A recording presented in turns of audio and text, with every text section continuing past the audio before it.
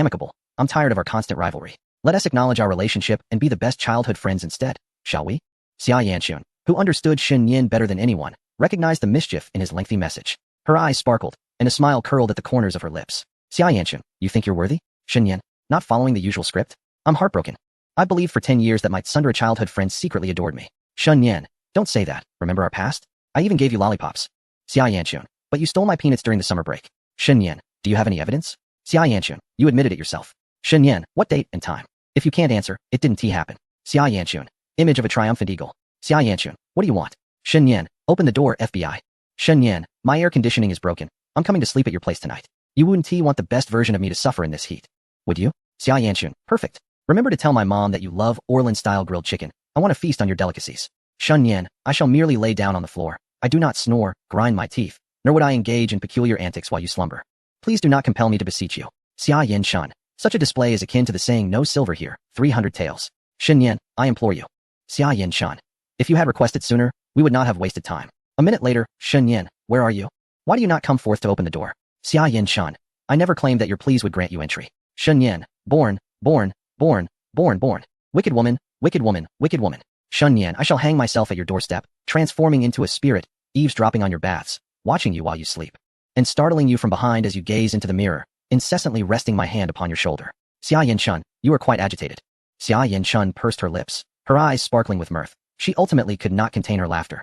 The sound of her gentle chuckle lingering in the bathroom like a spring breeze. She still relished the sight of Shen Yin, who appeared vexed yet powerless against her. It felt as though the weight of the day had significantly lifted. Shen Yin should certainly face more setbacks. Xia Yin Shun, come here. After sending Shen Yin her final message, Xia Yin Shun neatly arranged her attire and tiptoed to open the door a crack. Shortly thereafter, the door opposite opened, and Shen Yin slipped into her room. Before entering, Shen Yin declared, I am the grandson. Upon entry, he proclaimed, forgive me, I present to you your king. Oh, you think you can toy with me, Xia Yin Shun? Shen Yin, with an air of superiority, sat cross-legged upon the sofa, visibly irate. Xia Yin Shun, your emperor has returned. Enjoy your secret delight at my entrance while you can. I shall soon cast you out. Huh, it is easy to invite the gods, yet difficult to send them away. Shen Yin scoffed. Surely you do not believe I would leave? Xia Yin Shun found herself at a loss for words. Having let Shen Yin in, she anticipated this very scenario. What manner of person Shen Yin was, she understood all too well. If one could not foresee this, it would merely reflect her past missteps in falling for Shen Yin's traps. Frenemies are the most familiar adversaries, while you may be unaware of my depths. I am indeed well acquainted with your strengths and weaknesses. Is your air conditioning truly malfunctioning? Indeed, my sister is asleep. It is far better to disturb you than to intrude upon her. Have you lost your mind? Shen Yin. Chapter 030. A gentleman avenges himself 10 years hence. Fortunately, Shen Yin is no gentleman. In the bathroom, Xia Yin Shun tied up her hair, allowing the warm water to cascade over her body. Apart from the gentle sound of the falling water, there was naught but silence, as if Shen Yin were not outside at all. Both residences were modest 3-bedroom apartments. Shen Yin's guest room had been converted into a storage space, cluttered with various odds and ends. In contrast, Xia Yin Shun, an only child, had a well-furnished bedroom, which she meticulously prepared for her parents whenever they visited, ensuring they had a comfortable place to rest. This rascal, Shen Yin, had messaged her about laying on the floor. He cannot possibly believe he would share a room with her, let alone sleep on the floor. The sofa should suffice for him.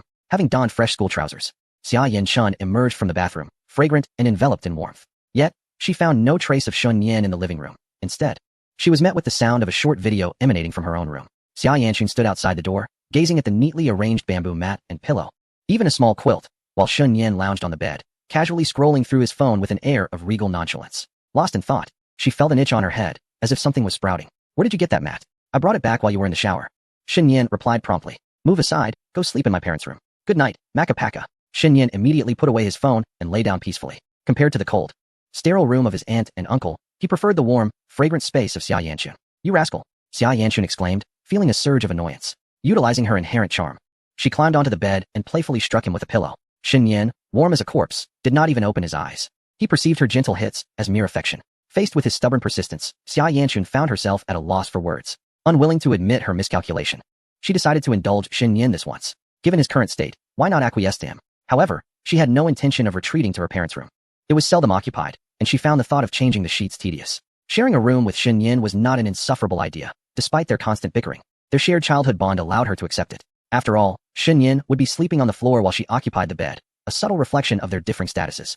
Xia Yanchun deliberately shifted to the edge of the bed, resting her head on the side, while observing Shen Yin feigning sleep beneath.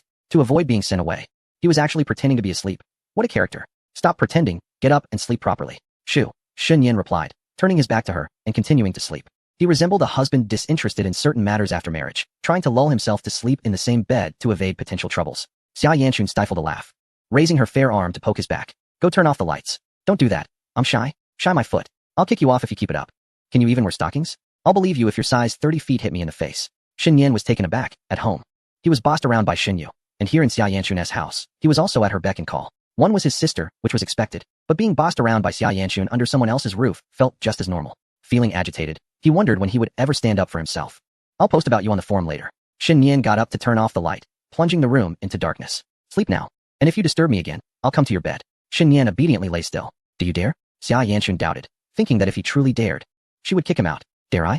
I'll tell Sister Shen Yu tomorrow. How boring. You always use family as a shield. When I was little, you never called your parents when I bullied you. Who told you not to? The child who cries gets the candy. Shen Yan's face darkened. He had been ingrained with the notion that boys should yield to girls, and having never been able to overpower Xia Yanchun, he felt foolish being toyed with by her without daring to seek parental intervention. Now, with Xia Yanchun throwing such a remark, it felt as though all the past grievances he endured had been for naught. What audacity! Shen Yan, growing increasingly agitated, threw off the covers and rose from his bed, making his way to the restroom. What could he do? He certainly could not simply turn back to bed and transform Xia Yanchun into a cream puff. Could he? In his childhood, he had been unable to outmatch Xia Yanchun. Now that he had grown older, he dared not confront her. Shen Yan felt as though his life had reached a dead end. This debt would eventually be repaid. A gentleman's revenge may come a decade later, yet fortunately for him, he was no gentleman. He swiftly avenged his grievances. He merely awaited the opportune moment. Shen Yan remained silent, and Xia Yanchun did as well, watching him intently from the edge of the bed upon his return from the restroom. Shen Yan, do you wish to come up and sleep? She inquired. Is there such a delightful prospect? He retorted. I'm merely asking. Even if I wanted to, I couldn't. Then what about your horse? Shen Yan was rendered speechless. Xia Yanchun continued her playful remarks, but he chose to ignore her, turning away in an attempt to sleep. Yet, he found himself not particularly tired, and soon resumed their conversation. Xia Yanchun, lend me your headphones. For what purpose? To listen to something exhilarating. Such audacity. Daring to speak of such things in front of a girl. Have you lost your mind? You dare discuss this with me? Regardless, I am still a girl.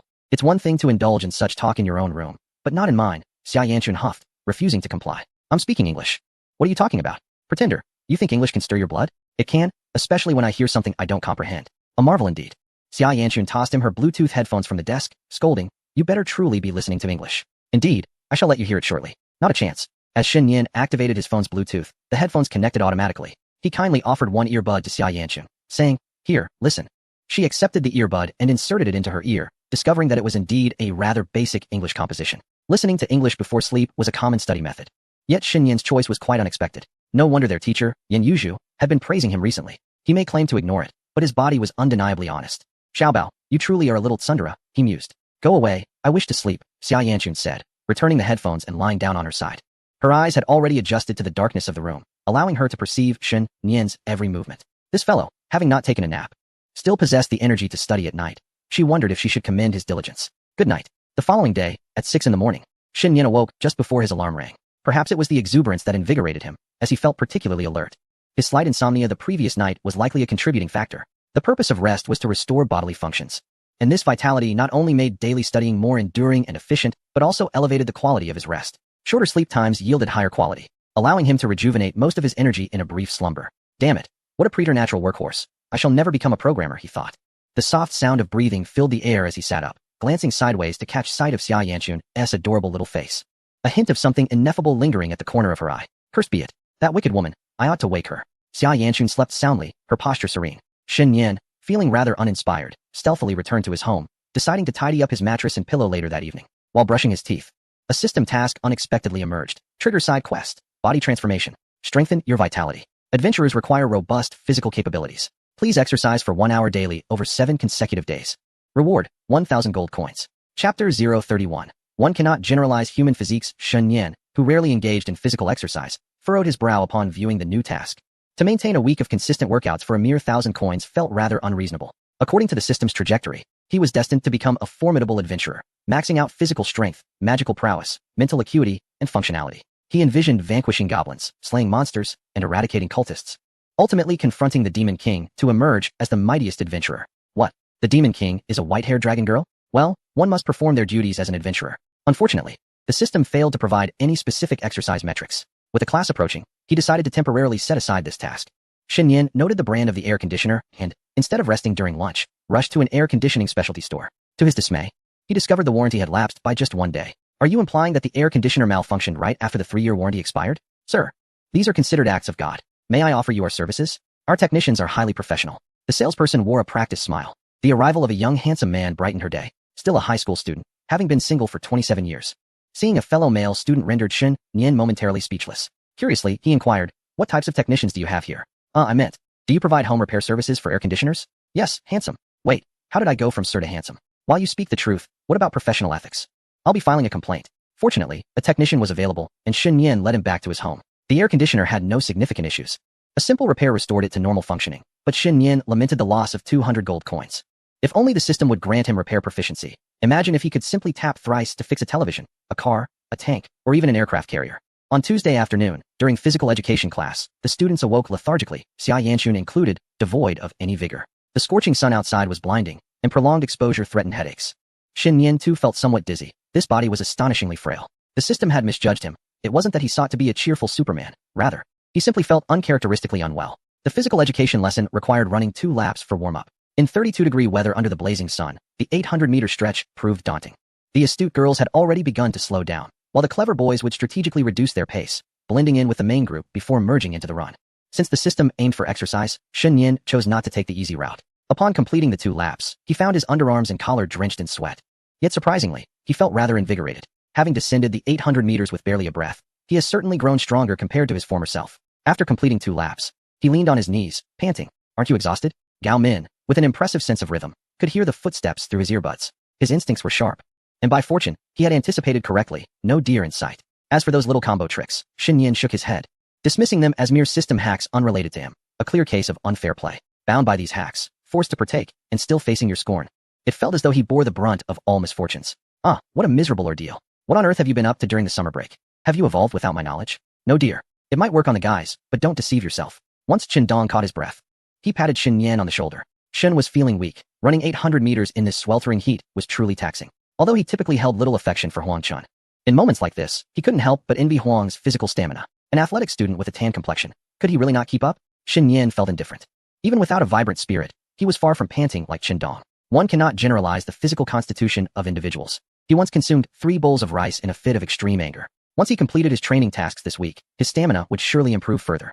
Is this a competition? Perhaps, but he merely aspired to better himself. With the sun blazing overhead, even the physical education teacher hesitated to let the students bask in the heat for too long. After the warm-up, they were free to disperse. The boys who enjoyed sports rushed to the court to play, while the girls preferred to congregate in shaded areas for conversation. With boys gathered in one group and girls in another, everyone had just finished exercising. The boys' side was rife with the scent of sweat, even the formidable Lin Shiyuan. A social butterfly, dared only to mingle among the girls at this moment. Fortunately, Shen Yan had no qualms about the girls encircling him. Observing Shen Yan, who shamelessly squeezed beside her, Xia Yanchun's expression darkened. Was he always this audacious? It made sense. He was like the central air conditioning of the class, getting along with nearly everyone except for a few boys, and it was quite common for him to be seen playing with several girls. She shifted her position closer to Li Shiyan, attempting to distance herself from him. What? Do you find me distasteful? Shen Yan exclaimed, taken aback. Just yesterday they had shared a bed, and now she was turning her back on him? You're sweating like a pig. Keep your distance. Xia Yanchun frowned, leaning closer to Li Shiyan, preferring the company of girls. You're suffocating me, Shen Yan protested, tugging at his shirt for air. Shiyan, let us keep our distance. Shen Yan glanced at Li Shiyan. I advise you not to associate with Xia Yanchun. She has a history of indiscriminate violence. One punch nearly knocked me out. Beware. She might go mad one day and hit you too. Xiaochun isn't that violent. If you keep slandering me, I'll shove my foot in your mouth. Isn't she already threatening to do just that? How is that not violent? Shen Yan chuckled, exasperated. Li Shiyan blinked, unconvinced by Shen Yan's words. Girls are sweet. Soft little cakes. When they say they'll shove something in your mouth, it's merely playful banter. However, considering the dynamic between Shen Yan and Xia Yanchun, their relationship seemed surprisingly close. Could a friendship forged in their hometown reach such depths? Li Shiyan pondered her own male classmates from her hometown. Everyone seems to be dyeing their hair blonde. Occasionally, I come across their updates. If my girl becomes depressed because of you, I shall find myself imprisoned while you settle down elsewhere. My resignation is final, a lifetime commitment. The winds of vocational high school never reach the shores of regular high school. The sight of it all is disheartening. Yet, she hesitates to delete it. Treating it like a digital pet, once deleted, it will be lost forever. Who understands this awkward yet captivating sentiment, which only intensifies upon repeated viewing? If I recall correctly, Xia Yanchun and Shen Yan both hail from the same town, sharing a common origin, yet the disparity between individuals is astonishing. Shen Yan sighed, realizing he was outnumbered. Li Shiyan and Xia Yanchun had been desk mates for 2 years, forming an inexplicable bond, undoubtedly a unified front. He turned to Li Shiyan and inquired, do you reside in Sinan, Attend Sinan number 2 high school in your senior year, with your father and grandfather both surnamed Li. You are 18 years old. Your desk mate is Xia Yanchun, ranked 3rd in exams, and your QQ nickname is 37-year-old enchanting Loli. Li Shiyan was momentarily stunned, her expression transforming from curiosity to sheer terror. In an instant, her face drained of color, and she clutched Xia Yanchun tighter. Stammering for a long while before managing to utter a single word, box, Li Shiyan burst into tears, feeling both wronged and powerless. She had never engaged in any online disputes or personal attacks, yet she received her first blow of humiliation. How adorable.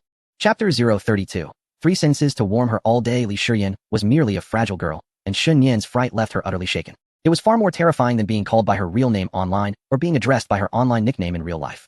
She simply enjoyed browsing gossip posts on Xia Hongshu. Was that a crime? The last time Shin Yan was featured on the confession wall, she even liked the post, only to be met with his harsh rebuke. By the time she realized the nature of his rebuke was somewhat misplaced, Shin Yan had already moved on to engage with other girls. She felt deceived. Such information is common knowledge. Infuriated, her cheeks flushed with anger as she searched for Shun Yan's whereabouts, discovering him chatting among a group of girls, leading her to mutter a few curses inwardly. Xiao Chun.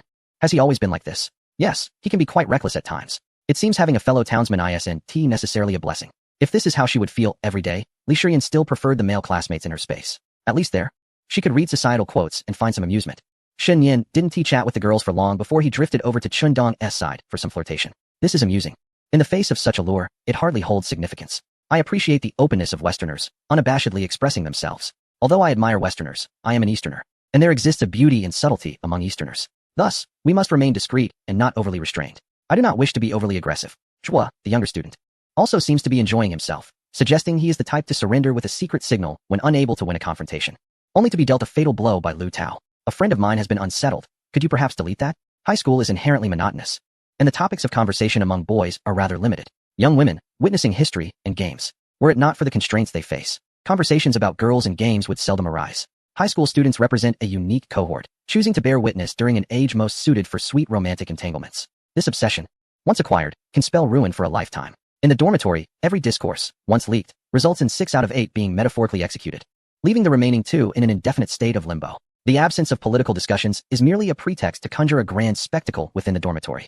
Amidst the lively banter about Western and Eastern themes, several boys, upon overhearing such fervent exchanges, eagerly joined in, mistaking it for an exchange of experiences akin to an XP conference. Let me clarify, I am not an obsessive admirer of underage girls. Rather, I am a connoisseur of youthful beauty, with my affections inadvertently directed towards those who embody this youthfulness. Capture and interrogate him. Administer eternal punishment. What are you doing? Stop.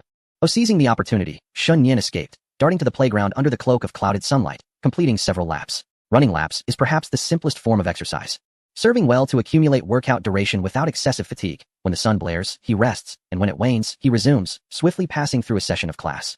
Upon returning home after school, Shin Yan took a shower and completed his prescribed workout of push-ups and sit-ups. Descending from his apartment complex, he encountered the stray cat from his first side quest, sprawled like a discarded fish in the grass. Awakening from its slumber, Shin Yan prodded the feline with the tip of his shoe. The startled creature instantly transformed into a defensive posture, hissing and baring its teeth in a swift display of aggression. Recognizing Shun Yan, it gradually reverted to its fluffy disposition, even rolling onto its back in a display of submission. Once, this clever maneuver had successfully garnered the affections of a certain little girl who frequently bestowed delectable cat food upon it. The feline, with its soft fur and white whiskers beautifully contrasted with the pink pads on either side of its nose, earned the affectionate title of the adorable cat.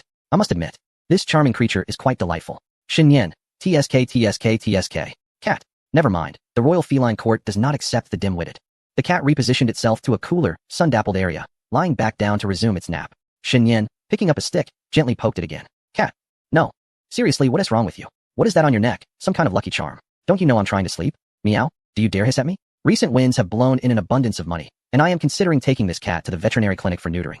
What are you doing, big brother? A little girl, clutching a sausage, observed the scene with wide, puzzled eyes. Clearing his throat, Shin Yan replied, Oh, nothing much. Just engaging in some amusing interaction with the cat.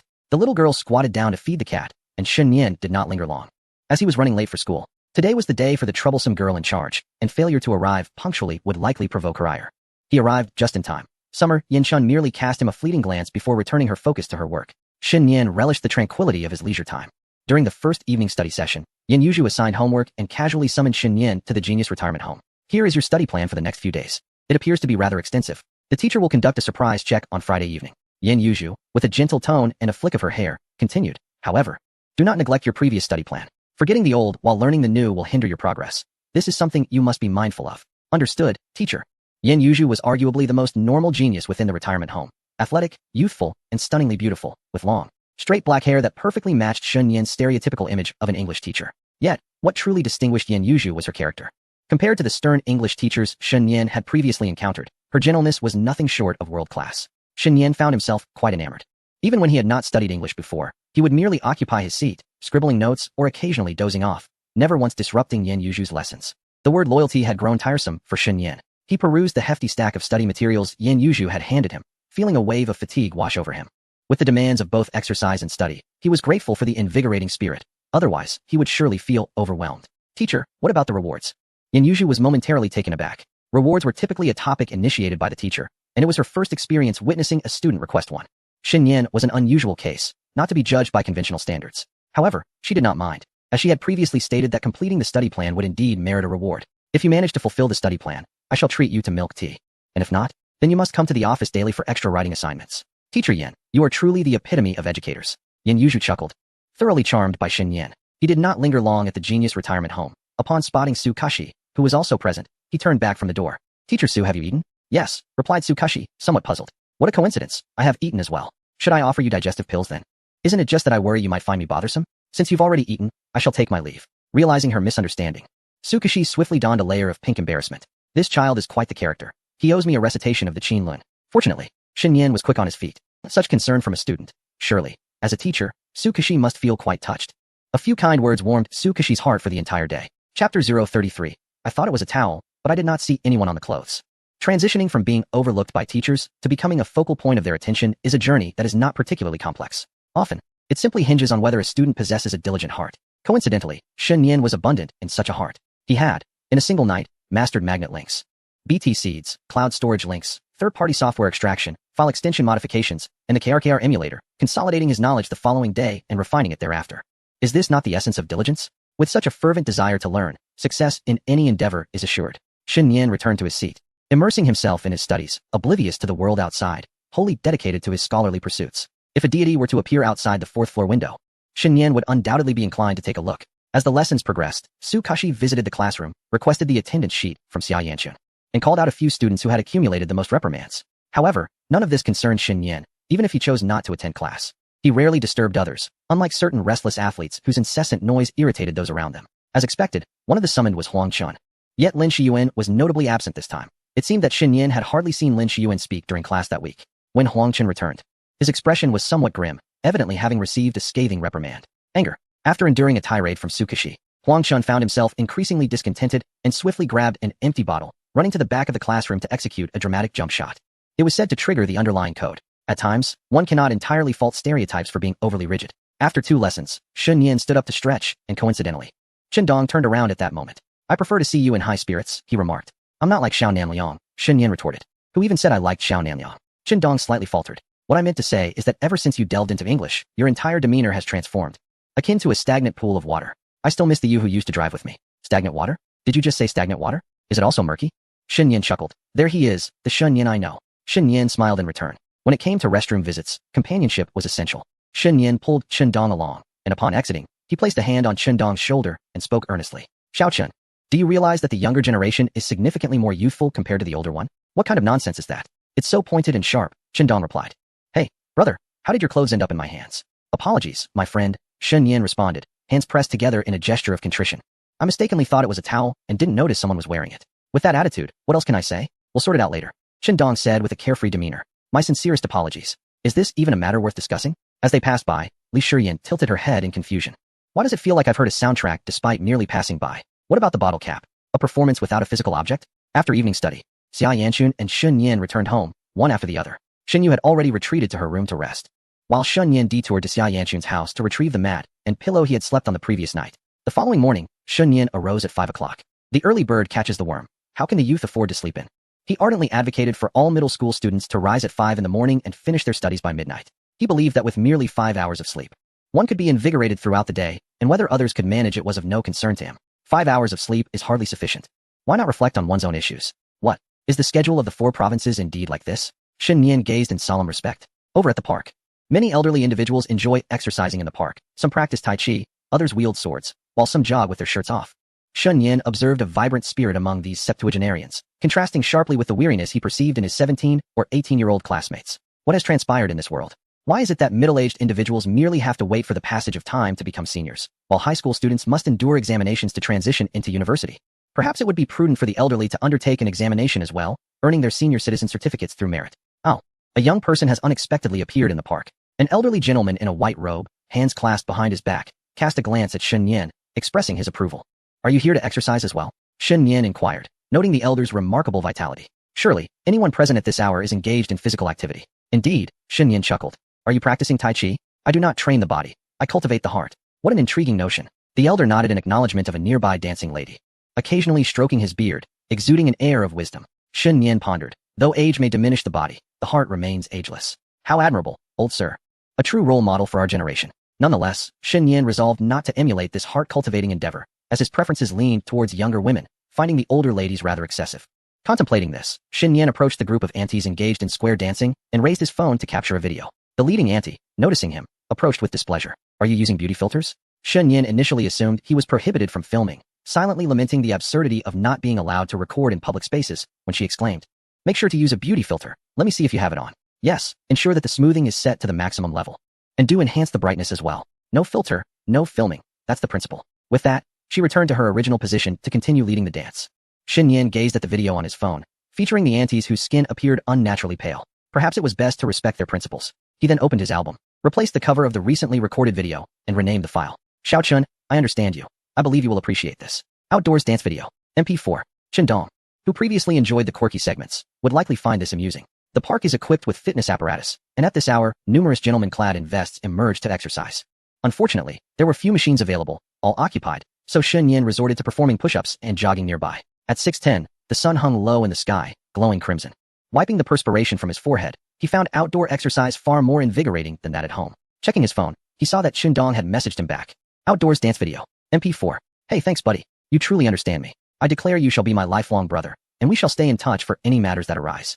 The school's internet is painfully slow. Hurry and download it. I'll treat you to some soy milk shortly. Aminos. Chapter 034. The despair of automatically downloading one's soul like a mobile phone. Shun Yin. There is no need for such agitation. What father does not care for his child? Chen Dong. It would be best if you refrained from coming to school. Shun Yin shook his head, realizing that this child was devoid of gratitude and must not be permitted to linger. He had unilaterally severed their father-son relationship. After putting away his phone, Shun Yin diverted to a nearby breakfast shop and purchased 2 servings of 3-yuan century egg and lean meat porridge. Upon returning to his community, he merely refreshed himself with cold water and donned a short-sleeved shirt before heading to knock on Xia Yanchun's door as the time approached. The door opened, revealing Xia Yanchun dressed in a blue and white school uniform, her backpack slung over her shoulder. Her hair, which fell to her shoulders, required little grooming, appearing as though it had been hastily tied back with a hair tie, giving her a slightly tousled look. Good morning, Junior. The sight of an imbecile first thing in the morning was a typical occurrence for Xia Yanchun. TSK, how dull. Take this. Did you go out this morning? Noticing the cup of porridge he offered, Xia Yanchun frowned, her tone disinterested. I woke up early today. What did you do? I went to the park to exercise. Xia Yanchun was incredulous. You? The mere 2 words encapsulated her years of skepticism and disdain towards Shun Yin. What of trust between individuals? Shun Yin felt a flush of embarrassment. What would you do if I actually went to exercise? Nothing, just going downstairs. Xia Yanchun was not so naive. If Shun Yin had indeed gone to exercise, would she have to acquiesce to one of his whims? It seemed that every good fortune was monopolized by Shun Yin. Even if, hypothetically, Shun Yin did exercise, it bore no relevance to her. At 6 o'clock in Sinan, the world began to stir. Today, Xia Yanchun bypassed the breakfast shop downstairs, as she had the meal Shun Yin had procured. She inserted a straw and sipped while walking, allowing her hair to brush against her face. The porridge remained warm. What are you watching? A video. I meant what video? Xia Yanchun squinted, intentionally slowing her pace to align with Shun Yin's, then playfully leaned in to discreetly peek at his phone. Shun Yin, who typically paid no mind to such matters, unexpectedly turned off his phone screen today. After all, he had just been perusing a comic commentary titled After I Left. My childhood friend regretted it. This genre was one in which he reveled internally, preferring to keep it to himself. Xia Yanchun was even less suited to knowing. He was not particularly fond of such content, merely pausing occasionally for amusement. Curiosity is the beginning of downfall. If you like me, just say it, and I shall grant you an opportunity. In saying goodbye, Xia Yanchun pouted, internally lamenting Shun Yin's eccentricity, hastening her steps ahead. Shun Yin caught up, grinning. I treated you to breakfast. Don't you have anything to say? Next time, I'll treat you. Really? Let us hit Haidaleo this weekend. You think a 3-yuan breakfast can entitle you to a few hundred yuan worth of hot pot? How audacious. And now you have no breakfast at all. Can't you be a little generous? Then you treat me first. With your looks, your thoughts are quite grand. Thus, Shun Yin received a playful punch from the beautiful girl. At school, Chen Dong's expression darkened. It is widely acknowledged that boys have good brothers with whom they share experiences, fostering the proliferation of such platforms. When Xin Yan sent him a video, the school's internet was sluggish before he could finish downloading it. He hastily forwarded it to several groups, expecting to receive warm acknowledgments from his peers, only to be met with silence and a ban instead. Is this what you enjoy? Having ventured into the dark web, the administrator warned that further postings of this nature would lead to repercussions. He found himself silenced. You have been muted by the administrator for 12 hours. Confused, he finally downloaded the video and clicked to view it, only to be utterly dismayed. The outdoor scenes were genuine, the spirited dancing was authentic, everything was real, yet it was nothing short of blatant deceit. Some of his groupmates even assumed this was a peculiar preference of his, leaving him unable to clarify his predicament. It felt akin to the despair of a phone automatically downloading a disembodied essence. Xin Yan, have you contemplated your demise? Upon entering the classroom, Xin Yan was bewildered, wondering what he had done wrong. He merely wished to share the vibrant spectacle of enthusiastic ants dancing in the square. What fault was that? He remained silent, taking his seat and immersing himself in his studies. The morning included 2 consecutive English classes. A customary segment of the English lesson involved calling upon students to the podium for dictation. In truth, it was a collective dictation, allowing those seated to cheat, while those on stage had no choice but to prepare for their impending failure. Li Shiyan. Obediently, Li Shiyan ascended the stage upon hearing her name. Xin Yan. Yan Yuzhu hesitated momentarily, seemingly torn, before announcing Shun Yan's name. She recognized his recent diligence, but since the beginning of the term, she had nearly called upon everyone except him, fearing that not doing so might lead others to think she was showing favoritism. If Shun Yan managed to write all the dictation words correctly, she would treat him to a bottle of Wangzai milk. Xin Yan was neither surprised nor intimidated. He walked with a straight back. Although he had yet to master 3,500 English words, the scope of the dictation remained within his grasp, and he no longer needed to resort to cheating to succeed. Hard work does not deceive, much like Xia Yanxun, whose brilliant achievements were accompanied by late nights of study. Fortunately, Xin Yan was a combination of privilege and diligence. The dictation would be a breeze for him, standing at the podium beside Li Shiyan, who appeared rather naive. He sensed her internal conflict upon realizing he had been called up as well. Should she offer him a glimpse of her answers? Being summoned to the podium and failing to discern the words would result in penalties. Recalling how Xin Yan had playfully deceived her the day before, her resolve to assist him in cheating wavered. After much contemplation, she concluded that being human necessitated generosity. Xin Yan had tricked her, and she would repay him with kindness, especially since she shared a close bond with Xia Yanxun, who hailed from the same place as Xin Yan. Sister, why are you grinning like that? Xin Yan, with a face reminiscent of Dwayne Johnson, inquired. It's nothing. Feeling bashful for a moment, Li Shiyan quietly suggested, could you peek at my answers later? Just don't let the teacher catch you. Is that so? This confidence seems unwarranted. Initially intending to call her average, she reconsidered, acknowledging that given Li Shiyan's distinct beauty, confidence was indeed more fitting. Before you stands the newly crowned English prodigy of the class, the most formidable contender of the 21st century, and the most handsome male student of Sinan No. 2 high school. Do I really need to copy your English vocabulary? Times have changed, Li Shiyan. Li Shiyan, baffled, pondered the absurdity of being labeled a prodigy or a handsome male student, for she was a stunning 37-year-old lady herself. She had intended to repay kindness with kindness. But it seemed that with Xin Yan, it would require an eye for an eye. Excuse me, are you the classmate Xin Yan, whose QQ nickname is I want to marry 8 wives? Xin Yan nodded, affirming, yes, I am. Is there an issue with a 37-year-old stunning lady? Something felt amiss. She shouldn't be so flustered as to lose her composure. Li Shiyan's cheeks flushed, a mixture of embarrassment and urgency, her youthful blush overshadowing any vulgarity. However, she was not the type to resort to foul language, and being aware of her own inability to match Shun Yan's audacity, she turned her face away, choosing not to engage in conversation with him. One couldn't help but feel sympathy for Xia Yanxun, who must find it quite arduous to contend with someone like Xin Yan on a daily basis. The dictation commenced, and Yan Yuzhu reminded, Xin Yan, Li Shiyan, do not get distracted. Only then did Xin Yan notice that Lan Fukai was seated beside him, seemingly sensing something. Lan Fukai locked eyes with Shun Yan for a brief moment, then contemptuously curled his lips into a smirk, repositioning himself to obscure a significant portion of the blackboard, preventing Xin Yan from cheating. A so-called English prodigy who can barely manage a passing score. Surely you wouldn't resort to cheating? He taunted. Xin Yan. Encountering an average Joe, how delightful, he thought. Chapter 035. He has reached this point. It's best to acquiesce. Xin Yan remained silent, grappling with the perplexity of why some individuals, despite possessing minimal advantages, derive satisfaction from looking down on others, while Lan Fukai excelled in English. His overall scores were not particularly impressive. Xin Yan was aware that in other subjects, he could certainly hold his own. The world is rife with various personalities, and with this realization, Xin Yan found solace. It was akin to a game where everyone interacts joyfully. Winning is met with good game, while losing brings about nice try. Yet some individuals, with their slight edge, begin to act superior, refusing to acknowledge the presence of others. In the realm of gaming, a competitive spirit may provoke opponents. Yet in reality, Xin Yan could not fathom what he had done to provoke Lan Fukai's disdain, who seemed to scowl at him the moment they crossed paths. How tiresome, he thought. Given that Xin Yan only cast a fleeting glance, Lan Fukai couldn't be bothered to engage further. After all, he was merely an underachiever in English. Were it not for the fear of being influenced by the less capable, Xin Yan would have dragged along the academically inclined girls like Xia Yanchun and Li Shiyan into his orbit, but he hardly paid attention to Xin Yan. Isn't it common knowledge that birds of a feather flock together? Those with poor grades sit together, while the high achievers congregate amongst themselves. It is a well-known fact that no teacher would place a top student alongside a troublemaker, fearing the former's performance might suffer. Yet some individuals lack self-awareness, choosing to associate with those of lesser academic standing, which is quite unfortunate. To proclaim oneself as an English prodigy, a statement not uttered by Xia Yanchun or herself, but rather by Xin Yan, only invites ridicule. In Lan Fukai's eyes, Xia Yanchun should engage in discussions about studies with him, rather than frolicking with Xin Yan. A tempest brewed within him, yet his visage remained inscrutable. It sufficed to berate silently. Should he voice his thoughts, it might provoke Xin Yan's embarrassment, possibly leading to a confrontation. Standing at an imposing height of 1 meter 80, Xin Yan was not someone he could contend with, nor did he wish to, as such actions seemed beneath him. To be governed by emotions was a sign of lack of decorum and intellect. He considered himself a rational being, not a creature of impulse.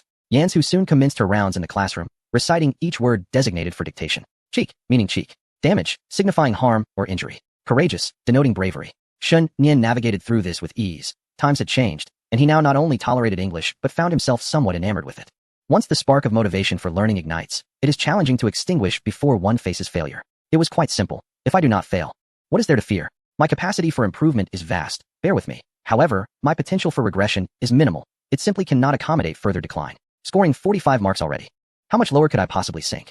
Almost as soon as Yansu's words faded, Xin Yan adeptly inscribed the words on the blackboard, even finding the leisure to glance at the fidgeting Li Shiyan beside him. Noticing Xin Yan's gaze, Li Shiyan, under the impression that he needed assistance, sidled over slightly, hoping to spare him from Yansu's penalties for copying. Xin Yan chuckled, shaking his head in disbelief at the remarkable prowess of his companion. He then turned his attention to Lan Fukai beside him, who was thoroughly concealed, as though participating in a contest of elimination, afraid that copying the words might lead to dire consequences. A total of 37 words were dictated. Initially, Xin Yan had not anticipated such a lengthy list, resulting in large, sprawling handwriting. Upon realizing the insufficiency of space, his writing devolved into a minuscule scrawl. Yansu observed this with a bead of sweat forming on her brow, reminding Xin Yan to maintain a neater script, as tidy presentation could earn him extra marks for composition. He might take a cue from Li Shiyan, whose handwriting was notably precise. Understood, teacher, Xin Yan replied, nodding. Once Yansu concluded her instructions, she began to evaluate the words written by the 4 students, scrutinizing each submission. Despite Li Shiyan's commendable English skills, she had made 3 errors. 3 mistakes, keep striving. Li Shiyan replied, slightly embarrassed as she nodded. Li Shiyan's handwriting is beautiful and accurate. Everyone can inquire about her study methods after class. Sequentially, it was Xin Yan's turn. Clearing his throat, he prepared to receive praise, ready to respond nonchalantly with a remark about simply having hands. However, upon catching a glance from Yansu, she moved to the side of the other girls, stating, let us see how the class representative has fared. Although a few errors were present, there had been considerable improvement compared to before. Chinshioyu, you two must work hard.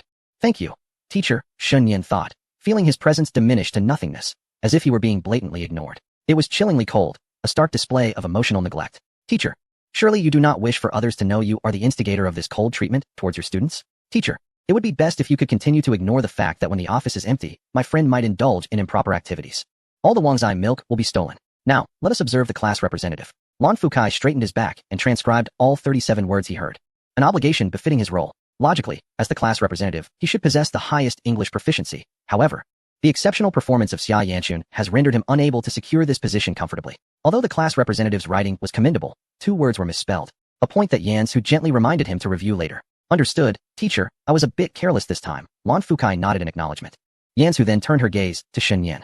Upon reviewing his work, she was somewhat astonished to find all his answers correct. Xin Yan, you scored perfectly this time. Your progress is remarkable. I still recall when you hesitated to even copy notes in high school, but your efforts during this period have certainly not gone unnoticed. How impressive. Even Li Shiyan expressed mild astonishment. Just moments ago, she had considered helping him with the answers, yet he had aced the assignment. She felt a warmth rising within her, as if her nose might redden like a small ball. Xin Yan, scratching his head in a foolish manner, felt flattered by the praise. He resolved to treat the entire class. Not at all. Teacher, you exaggerate. I merely utilized my peers' downtime for study. Aware of my poor performance, I began to strive diligently. Even studying during meals, staying up until 2:30 or 3 in the morning, rising at 6. I owe my success to your guidance. Otherwise, I would not have achieved a perfect score. Who asked you? Yansu inquired, bemused by his unexpected soliloquy. At this, the class became agitated. Is this a competition? Everyone seems to be outdoing one another. P.S. clearly revealing that he cheated. Someone's been up to no good. I won't name names. Be quiet. Make him stop. Sleeping at 3 and waking at 6? What a superhuman. Don't be fooled, everyone. I saw him playing Naruto until 2:30 in the morning during the summer. Doesn't that mean he is even more competitive? Xin Yan, you truly deserve a reprimand. Laughter and joy filled the classroom, except for Lan Fukai. Chapter 036. Is the feeling of being flaunted with money a form of admiration? Among the 4 called to the podium, 3 received compliments. While the one who deserved praise, the English class representative, was criticized. He initially paid little mind to this. As a representative capable of scoring 140 in English, such accolades had become routine. However, this time, Shun Yin's unexpected perfection and Yan Hu's commendation stirred a sense of unease within him. The academic underachiever receiving praise for achieving a perfect score felt akin to a villain being commended for a good deed, a notion he found distasteful. Furthermore, considering Shun Yin's ability to correctly write all 37 words raised his suspicions. The weekly test had been quite simple, and Shun Yin had only managed a score of 60 or 70. He was skeptical of the claim that he had dedicated the entire 2-month summer to diligent study. The likelihood of Shun Yin boasting was high, and he leaned towards believing that Shun Yin had cheated. Achieving a perfect score through deceit is not an impossibility. A cunning blend of self-reliance and imitation of Li Shiyin could lead to a fortunate outcome, cleverly avoiding the pitfalls of erroneous vocabulary. However, mere conjecture holds little weight. The truth shall unveil itself during the examination. As the cerebral euphoria subsided, Lan Fukai resumed his seat, yet an unmistakable aura of low pressure enveloped him, prompting curiosity about who had provoked his ire. Shun Yin remained on stage, declaring, "If you're not my ally, then who accuses me of cheating? Step forward. Who dares to challenge me? Speak up if you think I was still engrossed in Naruto at 3 in the morning." The atmosphere brightened with laughter. Yin Yuzhu found it amusing, yet, as the teacher, she had to steer the class back on course, prompting Shun Yin and others to leave the podium. Having taught for many years, she was well aware of the capricious thoughts of high school boys. Shun Yin's desire to impress was evident. She saw no harm in fostering a lively classroom dynamic, thus offering him a compliment to satisfy his vanity. The vibrancy of the class surged, a boon for learning. With the theatrics concluded, it was time to focus on the lesson. Back at his desk, Shun Yin was still reveling in the moment. In a fit of anger, he had proclaimed that he had studied English all night, which, upon reflection, was not entirely boastful, for he had indeed dedicated an entire night to the language. As for cheating, that notion was unfounded. He had approached his studies with integrity, learning diligently both at home and in class. His modest efforts seemed to instill a sense of trepidation in others. Einstein had chosen to depart this world 50 years before his birth, seemingly to avoid overshadowing him. Could he truly be extraordinary? This thought brought a smirk to Shun Yin's lips. During the lunch break, due to the teacher's extended lecture, a long queue had formed at the cafeteria, leading Shun Yin to forego lunch with Qindong. Only a few girls remained in the classroom, and he mingled among them, occasionally chiming in. At 12:30, he joined Xia Yanxun and a few girls for lunch. He bore no qualms about dining with them. Unlike his peers who shunned such company, he had long integrated into their social circle. Others might sneer, labeling him effeminate for associating with girls, yet he would retort, "It is they who wish to engage with me. This is simply my reality." He had witnessed a classmate blush furiously when approached by a girl with an academic query. In truth, socializing with girls was a perfectly normal affair, devoid of any inappropriate implications. He could not comprehend why some were so shy in their presence. After lunch, he accompanied Xia Yanxun to the convenience store, purchasing 2 peanut candy bars. In his youth, he had indulged in these treats often, but now, having discovered the delights of choco pie, he had relegated them to the past. Alas, such is the nature of fleeting affections. Upon returning to the classroom, they found it empty save for themselves. Uncertain who had neglected to turn off the multimedia, Shun Yin seized the opportunity to play music. What shall we listen to? Anything. Perhaps a pure instrumental. Excellent. Your English has greatly improved today. Keep up the good work. Why does everyone sound like the teacher? The phrase had become quite familiar to Shun Yin. He played a soothing instrumental piece and took a seat beside Li Shiyin, grinning mischievously. Given my prowess, don't you think I deserve a reward? Why should your abilities concern me? And rewards? I've consistently scored high, yet you've never offered me any. She retorted. Well, allow me to rectify that. Let me throw some money in your face, he quipped. Really? I implore you do it. Summer Yanxun's eyes sparkled with excitement. Shun Yin cast a peculiar glance at her. Is this what you call a display of affection? If being smacked with cash qualifies as such, then perhaps I am. Since you've put it that way, Shun Yin shook his head in resignation. He had never encountered such a request before. Although the notion of affection through money was dubious, as childhood friends, indulging her whims occasionally wasn't out of the question. He rose from his seat, returned to his backpack, rummaged through it, and retrieved a handful of coins. Among them were silver and gold 50-cent pieces. Some places would use them as change for candy, while others regarded them merely as coins. These coins were nothing more than the change Shun Yin received during his supermarket purchases. I never knew you had this quirk. I misjudged you, Summer Yanxun. I'll tell your mother that you're quite the romantic, he teased. Go away. Who would have thought the money you mentioned would be coins? That would surely leave a mark. Summer Yanxun's face flushed, feeling that the peanuts in her hand had lost their appeal. Weren't you the one who wanted me to throw money at you? Who said it had to be coins? Coins are money, are they not? You were just a walking 50,000. Fool, fool, fool. Summer Yanxun fumed, her chest rising and falling with indignation, her head feeling warm. Stay calm, stay calm. Anger shortens your lifespan. I'll need to dance on your grave later, she reminded herself. The more irate she became, the more it confirmed to Shun Yin that he was on the right path. He felt a sense of satisfaction from her scolding, even more so than from achieving a high score. Bro, you insult like you're flirting, he remarked. Watch it. Come here, I'll let you take a bite. He offered, extending his arm. Yuck, your skin feels sticky like crispy duck skin. Disgusting. Then what do you suggest? Shun Yin truly relished the playful rivalry with Summer Yanxun, a pure combativeness reminiscent of sworn enemies. He resettled himself at Li Shiyin's desk, casually fanning himself with her notebook, the gentle breeze tousling the girl's hair. Summer Yanxun cast a sidelong glance at Shen Yan. You've changed a great deal lately. In what way? You seem more driven and talkative. Shen Yan tilted his head. Does that make me more charming? Indeed, a driven young man does exude charm, she conceded, her tone laced with contemplation. Exactly, it's simply because I am too charming. Baby, too charming, he sang lightly. Perfumed fried fish, Summer Yanxun remarked. In the afternoon, under the blazing sun, Shen Yan had hardly slept during his nap. Instead, he quietly reviewed other subjects while seated next to Summer Yanxun. Having memorized much of the English material, he felt it prudent to occasionally revisit other topics. The multimedia was turned off, and the sound of the ceiling fan filled the classroom, while he could still hear the girl's soft breaths beside him. The young girl rested her head on a small pillow, her soft cheeks squeezed together, exuding an adorable charm. Studying beside Xia Yanxun offered an entirely different experience. Chapter 037. Shundong's underlying code. The sweltering afternoon easily lulled one into slumber. Xia Yanxun slept until 2 o'clock, yet her rest was far from comfortable. The fluffy little pillow, which she had purchased for its cuteness, proved stifling in the heat. Upon awakening, her skin felt sticky, but fortunately, every girl carries wet wipes in her bag. A gentle swipe of the wipe across her skin alleviated some of the summer heat. Shen Yan, who had not slept at all, returned from the restroom to find Xia Yanxun absent-mindedly wiping herself with a wet wipe. Have you been sweating? He inquired. With her cheeks flushed, Xia Yanxun exhibited a delicate, post-slumber innocence, coupled with the embarrassment of being caught wiping sweat beneath her clothing. During the time leading up to the noon bell, the entire school was enveloped in silence. Teachers required rest more than students did. Occasionally, students from other classes would pass through the corridors, but with the curtains drawn, one could not glimpse inside the classroom even when walking by the windows. Thankfully, it was Shen Yan. Only he would do. What are you looking at? Do you want me to assist you? Shen Yan remarked seriously, though he didn't truly mind. I could just stuff you with my foot. Thank you, but I'm not hungry. I enjoy browsing forums, but I have no interest in the kanji thread. The most arduous period of the day was undoubtedly the afternoon. Not only was sleep insufficient, but the heat made the atmosphere lethargic. The entire class felt the weight of drowsiness. Even students who typically paid close attention to lessons struggled to stay awake. During the consecutive math classes, Shen Yan succumbed to sleep for half an hour. In the latter half of the study period, lacking motivation to study, he invited Shindong to play Go on their workbooks. The following day, autumn seemed to reflect a hint of instability. Wednesday was scorching, while Thursday brought torrential rain.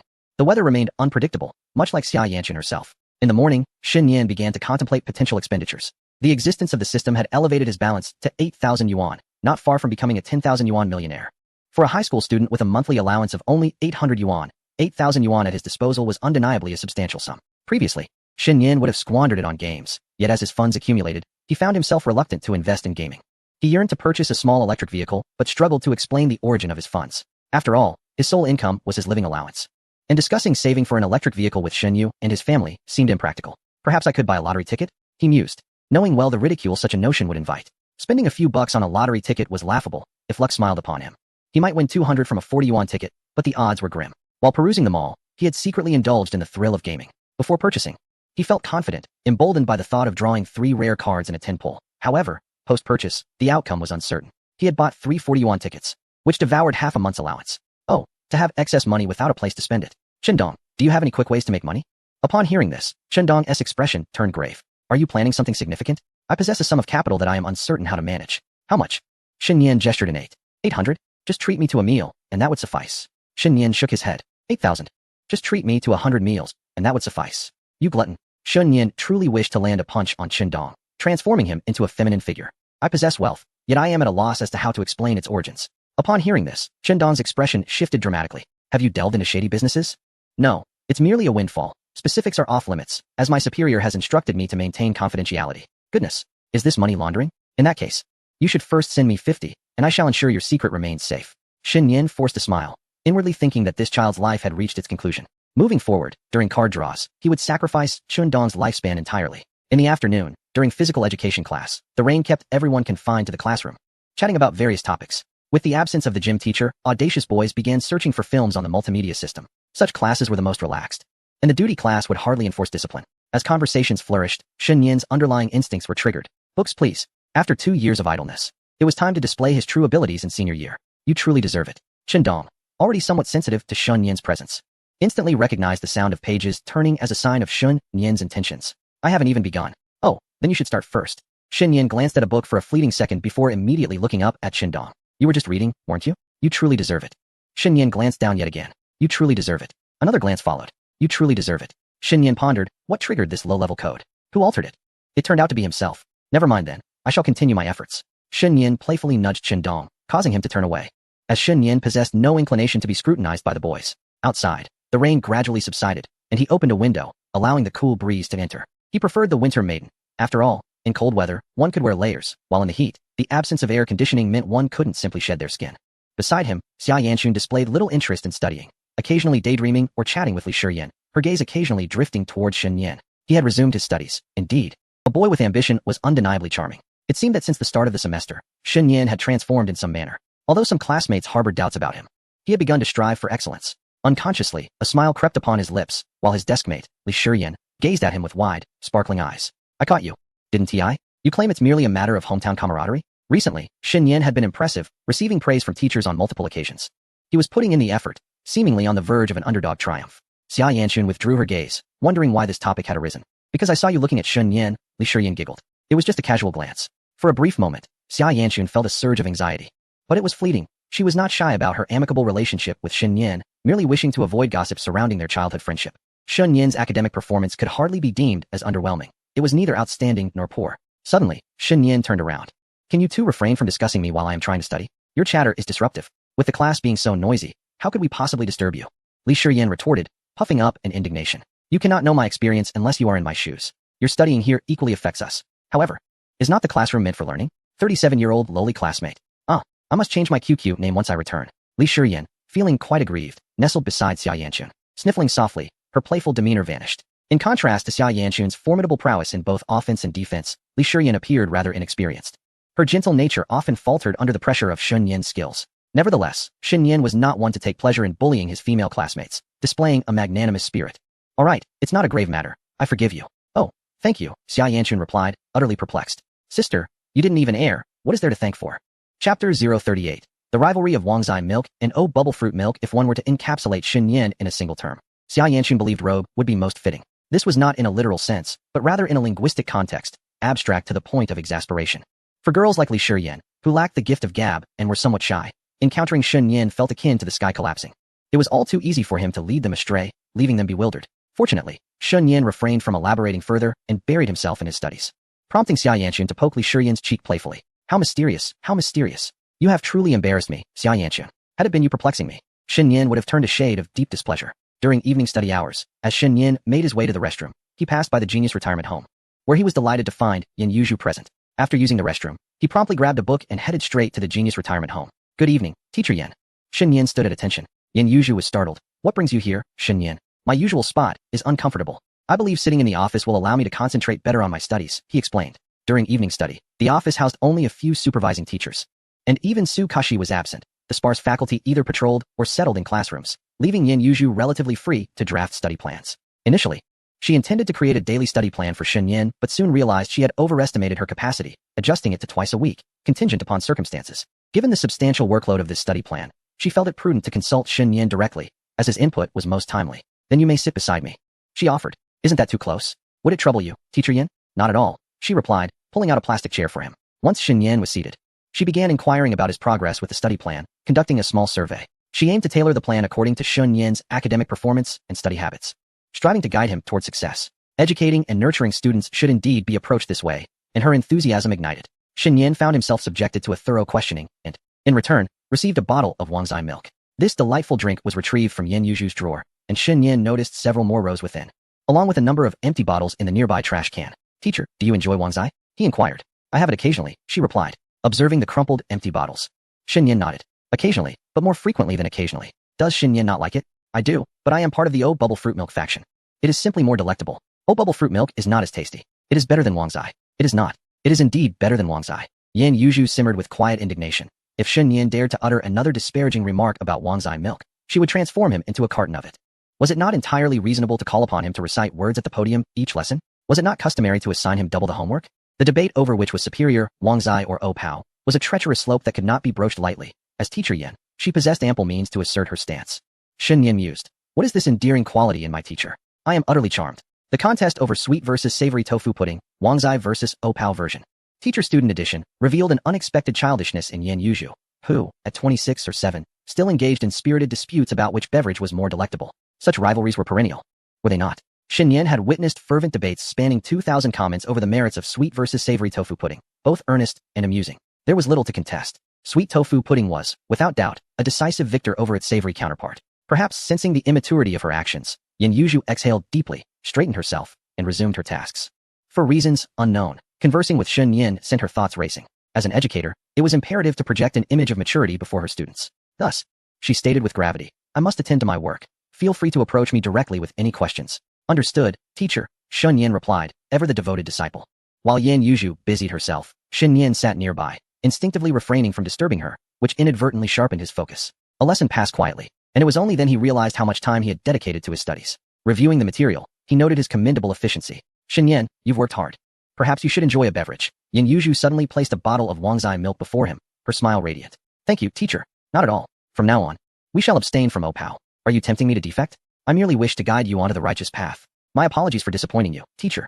Shin Yin replied with mock seriousness. Unless presented with 2 bottles, I shall remain steadfast. Opao will forever reign supreme. Here is a row of them for you. I declare Wangzai milk to be the finest in the land. He received the item, a row of Wangzai milk. Who could fathom the sense of redemption that washed over Yin Yuzhu as she opened her drawer to discover several rows of vibrant red Wangzai milk?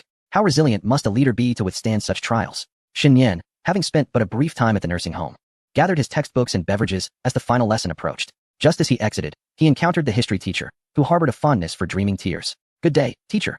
He nodded in greeting. Oh, Shin Yin, you remember me, teacher? Of course. What would you like to inquire about today? I am at your service. The history teacher exclaimed with enthusiasm. Shin Yin. This history teacher seemed quite addicted to inquiries. However, Shin Yin had no pressing questions and, after exchanging a few casual remarks, returned to the classroom, buoyed by a splendid mood. Not only had he enjoyed a comfortable lesson at the nursing home, but he had also procured 6 bottles of Wangzai for free. It's all yours, no need for formality. He shared the Wangzai with Xia Yanchun and Li Shiyin, keeping 1 bottle for himself, while the remaining 2 were given to Chun Dong at his table. You are truly my benefactor. In a mere 10 seconds after finishing his Wangzai milk, Chun Dong would acknowledge Shin Yin as his father. Good brother. His classmate Ma Mingfan exclaimed with a playful gesture. What the hell? Are you taking advantage of me? Chun Dong retorted angrily. Shin Yin, digging in his ear, mused about the absurdity of their quarrel, as if 2 sons were vying for superiority. While the boys engaged in their banter, Xia Yanchun and Li Shiyin remained notably quiet. Shin Yin leaned on the stack of books in front of Xia Yanchun and tilted his chin towards the 2 girls. Aren't you going to say thank you? That's rather impolite. Thank you, Xia Yanchun replied, and Shin Yin felt a sense of satisfaction wash over him. He then turned to Xia Yanchun. What about you? Did you say thank you when you sneakily devoured my peanuts? You called it sneaking, so if I told you I did, would that still be considered sneaking? Have some dignity, sneaking around while being so unapologetic. Shin Yin chuckled awkwardly. Just joking. Given our relationship, is saying thank you really necessary? There's no need to express gratitude. We can now boldly indulge, right, Shin Yin? Wow, can you read minds? Li Shiyin blinked her large eyes, sensing a story unfolding between the 2. There was an air of subtle flirtation, mingled with an almost palpable tension, reminiscent of the endearing rivals often portrayed in television dramas. She comfortably rested her head on the desk, half closing her eyes to observe the impending clash of wills between the 2. You 2 seem to have a wonderful relationship. Not at all, they replied in unison. Chapter 39. Will you be back tonight? After 2 consecutive days of rain, Shin Yin had been relegated to exercising indoors. Working out within the confines of his room was far from the comfort of the park. He could only manage some sit-ups and push-ups, with Shun Yu still needing rest. He had to keep the noise to a minimum. Not particularly accustomed to exercising, even after an hour, his abdomen and arms felt somewhat sore. As for any noticeable improvement, it could be said that his recent endeavors had yielded little enhancement in his stamina. The system was lagging in upgrades. Wasn't he supposed to receive a 12-hour experience card? Since the release of the meat modification task, the system had been conspicuously silent. Was it truly so complacent now? After a shower, Shin Yin descended the stairs alongside Xia Yanchun, both holding umbrellas, one in front and the other behind. Large raindrops cascaded upon the bricks, creating tiny splashes that dampened Shin Yin's cloth shoes. On rainy days, the pavement tiles resembled hidden landmines. One could never ascertain which tile was loose or how much water lay beneath, nor predict the extent of splashes produced with each step. Shin Yin cautiously followed Xia Yanchun, raising his umbrella to share the cover. How about we compete to see who finishes writing first? He proposed. If I finish first, you must call me father twice. If you finish before me, I'll eat 2 bites less at lunch. Xia Yanchun turned her gaze sideways, her almond-shaped eyes filled with disbelief. Is that something a person would say? Why not propose that if I lose, I owe you 300, and if you lose, you owe me 20 cents? That could work. Li Hongzhang wouldn't dare sign it. Shin Yin stroked his chin. Are you afraid? Provocation doesn't work on me. Actually, that wasn't provocation. It was a genuine display of disdain and mockery. Xia Yanchun retorted with a dismissive glance, choosing to ignore him. Shun Yin began to playfully tug at the small ponytail at the back of Xia Yanchun's head, delighting in its bounciness. The essence of amusement eludes him. Yet from a tender age, he has shadowed Xia Yanchun, often toying with her hair, a habit that has become ingrained.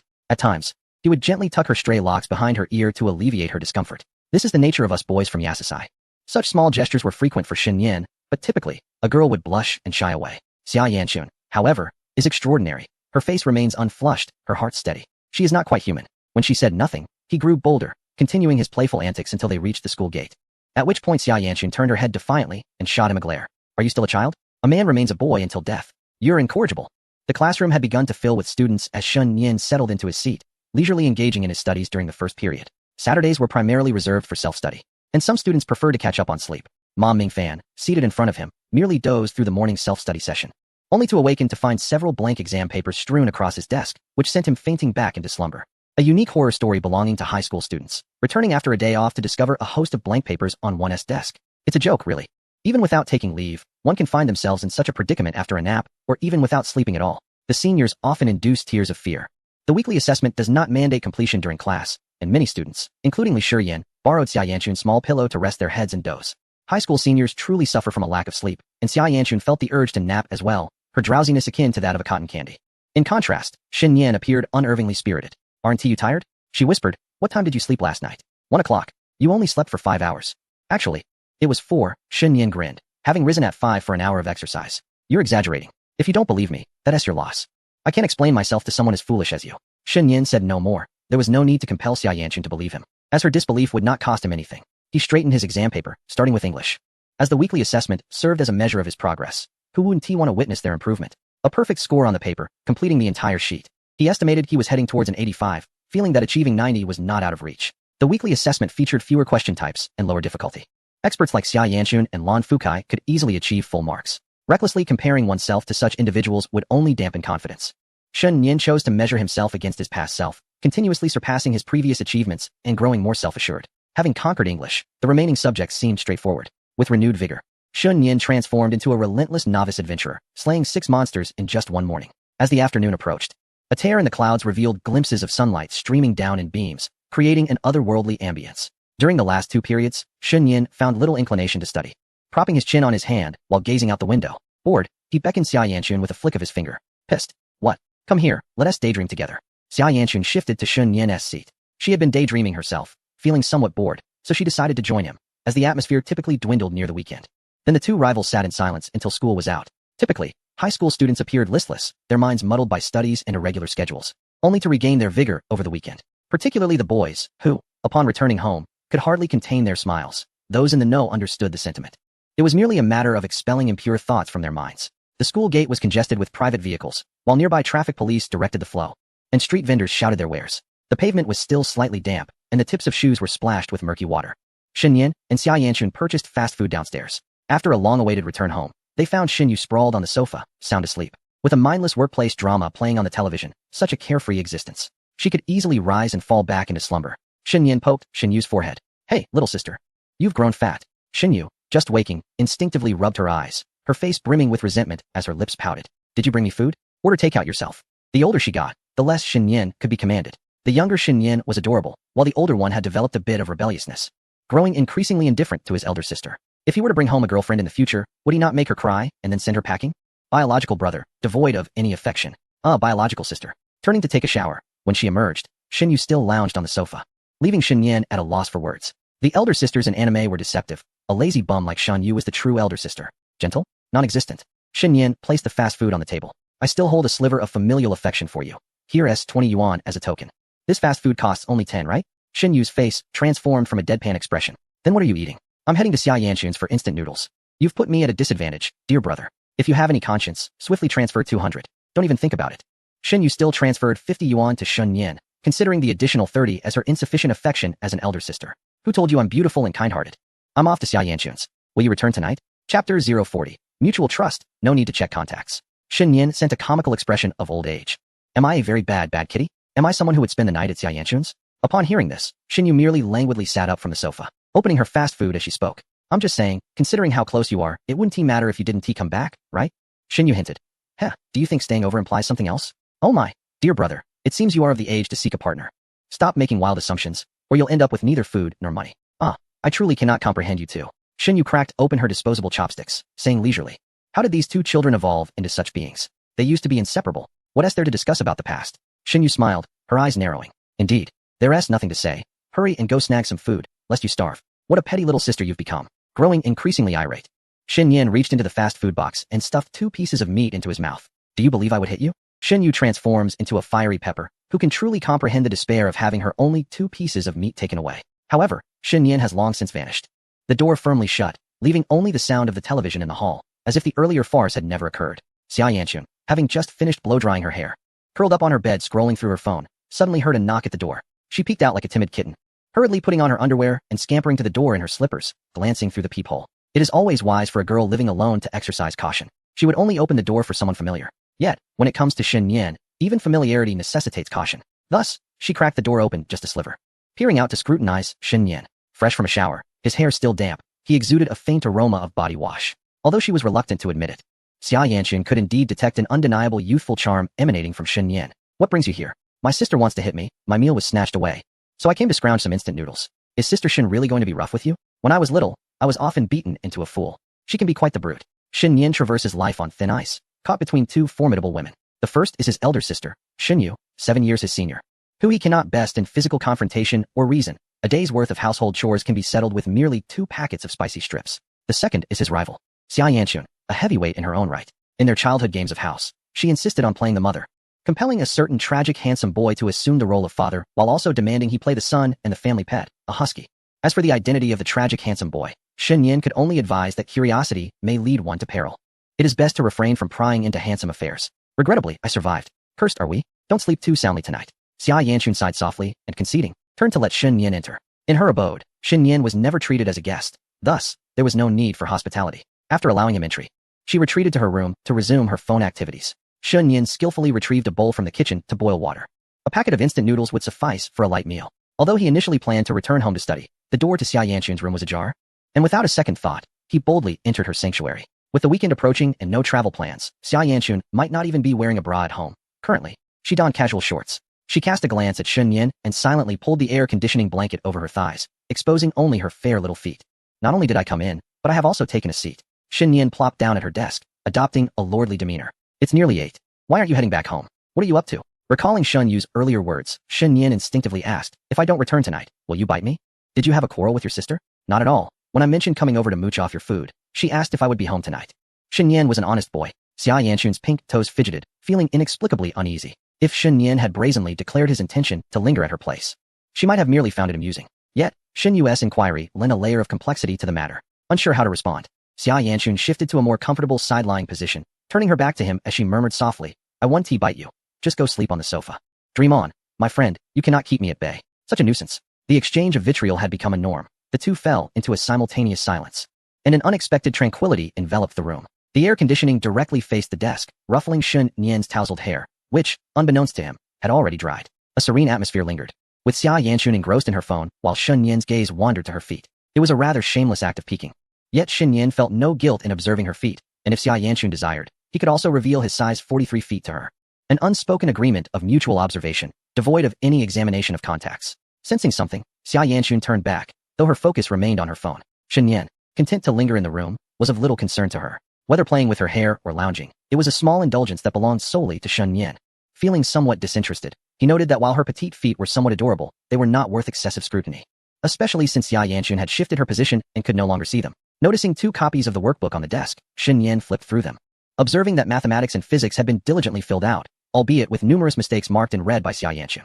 Still studying at home, are we, academic overachiever? He mused. Your room is comfortable. I've decided to study here tonight. The girl looked up, surprised to see Shen Yan at her home. Not acting foolishly, but rather seated at the desk with earnestness. It's commendable to have such motivation. But is it entirely appropriate for you to be so fervent in my room, Shen Yan? Your room is cozy, he replied. Is there truly a difference? We're merely seated at a desk solving problems. Indeed there is, he countered, resting his chin on his hand as he gazed at Xia Yanchun curled up on her bed. Your room has you, exuding a delightful fragrance, and we can exchange a few words. My room, on the other hand, is a solitary confinement of relentless study, rather torturous. The stillness can be detrimental to concentration. The library is conducive to learning precisely because it offers a quiet environment with subtle movements. Not to mention, some prefer studying with headphones. The tranquility of a retirement home is similarly advantageous for this reason. Classrooms are too noisy, while a retirement home has just the right amount of supervision. What fragrance? You are merely sniffing around like a lovesick fool. It's not my fault. Your room has this scent. If I don't breathe it in, I might suffocate in your home. Should I summon a priest to exorcise you, sealing you in a cesspool? You are quite something, she retorted. At 11 o'clock, Xia Yanchun began to feel drowsy and stifled a small yawn. Tired? Yes. I'm not sleepy, Shen Yan replied. His physical vitality restored quickly. He felt only a slight lethargy. The weekend for a high school student generally consisted of gaming and resting, a simple routine. Shen Yan, however, made an effort to add studying to the mix. After exhausting all thoughts, even abundant energy could not withstand the fatigue brought on by repetitive tasks. I'll head back now, get some rest. Good night, darling. Oh, you doubt my commitment to exercise, do you? I'll bring you breakfast at 7 tomorrow. You'd better not sleep in. He did not linger any longer in Xia Yanchun's room, turning off the living room light as he departed, leaving the house enveloped in silence. Xia Yanchun, clutching a small plush toy, quietly closed her eyes on the bed. At midnight, she found herself unable to sleep. Xia Yanchun inhaled deeply, yet found no distinct fragrance on her shoulder. Instead, her hair bore a subtle hint of grapefruit. At 12:30, sleep eluded her. Who, indeed, was your darling? Her eyelids felt heavy, and her face radiated warmth. Was there still residual pain to contend with? Chapter 041. The weekend of rivals. The following day, Shen Yan arrived at the park bright and early. He recalled the elderly gentleman he had encountered previously, now stationed at a nearby pavilion with his hands clasped behind his back, observing the vibrant square dance. Exercising in the park was a delight, allowing one to witness the spirited dance of the local aunties, a perfect remedy for fatigue. He resolved to invite Chen Dong next time. Shen Yan consistently made it a point to exercise, feeling a sense of fulfillment as he returned home, having broken a sweat under the rising sun. As he passed a breakfast shop near his community, he paused to purchase some kanji, contemplating whether to buy a portion for Shen Yu as well. Despite enduring her punches and kicks since childhood, she was still his elder sister, and he could not bear the thought of her going hungry. Had there been any flatbreads available, he would have considered hanging one around her neck. During their school days, Shen Yu used to assist with tasks like washing rice and cooking, but ever since she entered that B class, she had become lazily lethargic, preferring to lounge on the sofa all weekend. As long as she was not starving, she refused to eat. This sluggard had morphed into the shape of a corporate drone. The workplace had the uncanny ability to transform a vibrant individual into a lethargic soul, revealing the terrifying nature of employment. Shen Yan had once come across a programmer's account online, detailing how, after starting work, a 23-year-old began to lose hair, developed gastric issues, and lost interest in everything, merely wishing to clock out and sleep. Working late until 2 in the morning, he would still rise at 8 for another day of work, a disheartening routine. A spirit of resentment could make even a ghost shake its head, who said domestic films lacked horror. Shen Yan resolved to become a boss in the future. Even if he achieved nothing significant, he would return to his hometown to run a small convenience store, enlisting a couple of youngsters to assist with stocking, compensating them with snacks worth 5 yuan. Having not even taken the college entrance exam, he was already dreaming of retirement, truly a testament to the state of society. A reflection of national progress, deserving of applause. The community's cleaning lady sat on a bench, idly scrolling through her phone, while the heaps of fallen leaves lining the roadside remained uncollected, crackling underfoot. Witnessing a leaf flutter to the grass, a chill breeze crept through his sleeves, and Shen Yan belatedly recognized that autumn had indeed arrived. Following the fervor of summer was the cool restraint of fall, and the autumn maiden exerted her authority. But wait, was there an ominous presence? Shen Yan turned to the side, spotting a familiar stray cat perched on a brick by the tree, its eyes fixed on him with unwavering intensity. Hungry? He waved a half-eaten egg in his hand. The cat's eyes lit up, and it trotted over eagerly. There remained some benevolence in the world, and Shen Yan, in a moment of kindness, broke off a piece and placed it before the cat. The creature regarded the eggshell on the ground, lost in thought, a feline pondering the mysteries of the universe. Realizing it was time for rest, the stray cat huffed and returned to its perch in the tree. Shen Yan could only shake his head and sigh. He merely wished to provide some calcium for the cat. Alas, good intentions often lead to misunderstanding. He returned home just as the clock struck 7. He finished his breakfast on the way, having promised yesterday to rise early to find Xia Yanchun. He was not jesting. After setting aside Shen Yu's breakfast, he knocked on Xia Yanchun's door. Xia Yanchun, your father is here. Inside the room, a groggy Xia Yanchun opened her sleepy eyes, feeling utterly disheveled. It was the weekend, and after a sleepless night, being awakened at 7 o'clock left her in a foul mood. Even if her real father had come, she would demand an explanation. With a swift motion, she flung open the door, her lips curling as she began to rap at him. Shen Yan, are you seeking death? What else with that fiery temper? Hormonal imbalance? Shen Yan presented the breakfast before her. I'm not seeking death. I'm here for you. Do you want some century egg and lean pork kanji? Xia Yanchun exhaled, her morning irritation deflating as she considered the breakfast he had brought. I'll let you off this time, just for the food. She leaned in to smell it. Shen Yan chuckled, tugging at his shirt, releasing a wave of warmth that carried the scent of sunlight mixed with sweat, a smell unpleasant, yet not entirely repugnant. Who wants to smell that? It stinks. Xia Yanchun wrinkled her brows, covering her mouth and nose. You're up early to exercise. That's impressive. What else with the sudden fitness enthusiasm? Is there a girl you fancy? The thought of this possibility caused Xia Yanchun's brow to furrow further. Another poor girl in this world. Ensnared by Shen Yan, what a despairing fate, she mused, feeling suffocated at the mere thought. Not at all. I prefer a gentle, mature lady with a bust size of 165D. I haven't encountered one yet, Shen Yan replied candidly. Exposing your preferences? Go away. She attempted to close the door, her mood darkening further. If she didn't promptly dismiss Shen Yan, she feared her hormonal imbalance would worsen. Had this been the old Shen Yan, he might have been rejected outright. Yet now, standing before her was an 18-year-old Shen Yan, brimming with vitality and possessing extraordinary reflexes. Just as she was about to shut the door, he wedged a foot inside. Is this how you treat me after I brought you breakfast? Haki-chan, have you no love left? I could have slept until noon. Xia Yanchun fumed. Is 3 yuan for century egg and lean pork congee really that precious? It's neither substantial nor thoughtful. It only serves to disturb my slumber.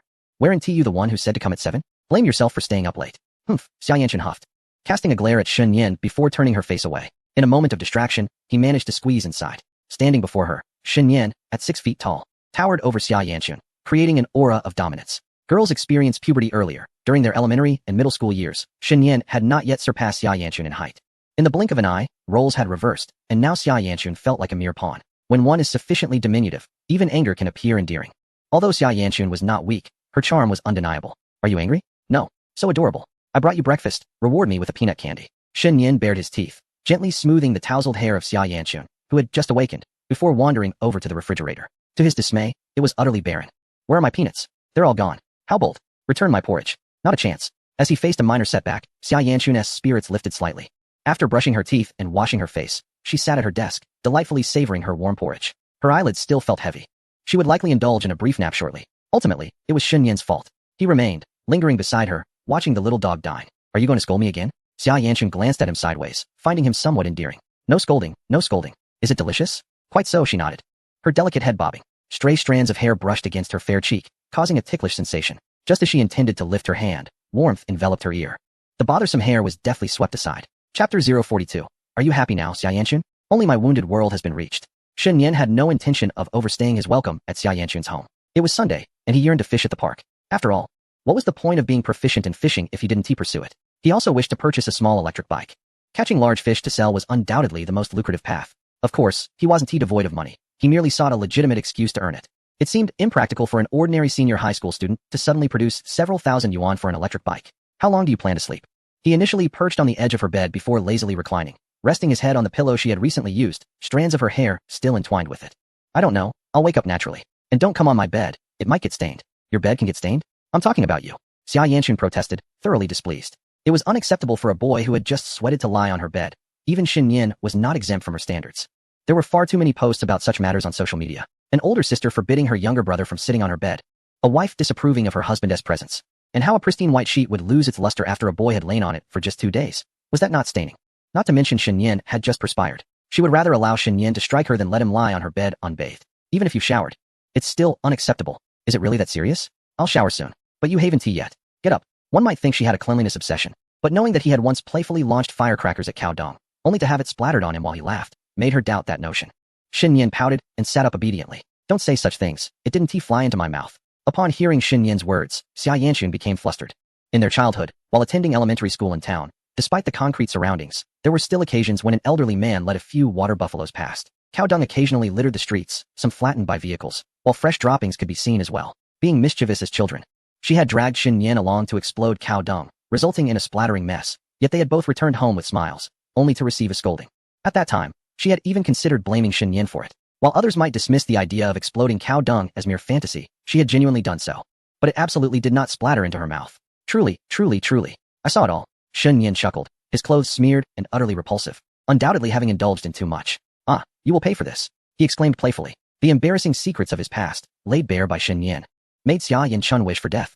Simultaneously, she thought Shun Yin had perhaps overindulged in red beans, utterly oblivious to the world around him. Frustrated, she decided to retaliate by revealing Shun Yin's own dark history. You dare speak? I witnessed you sneaking out in the dead of night. The words hung in the air.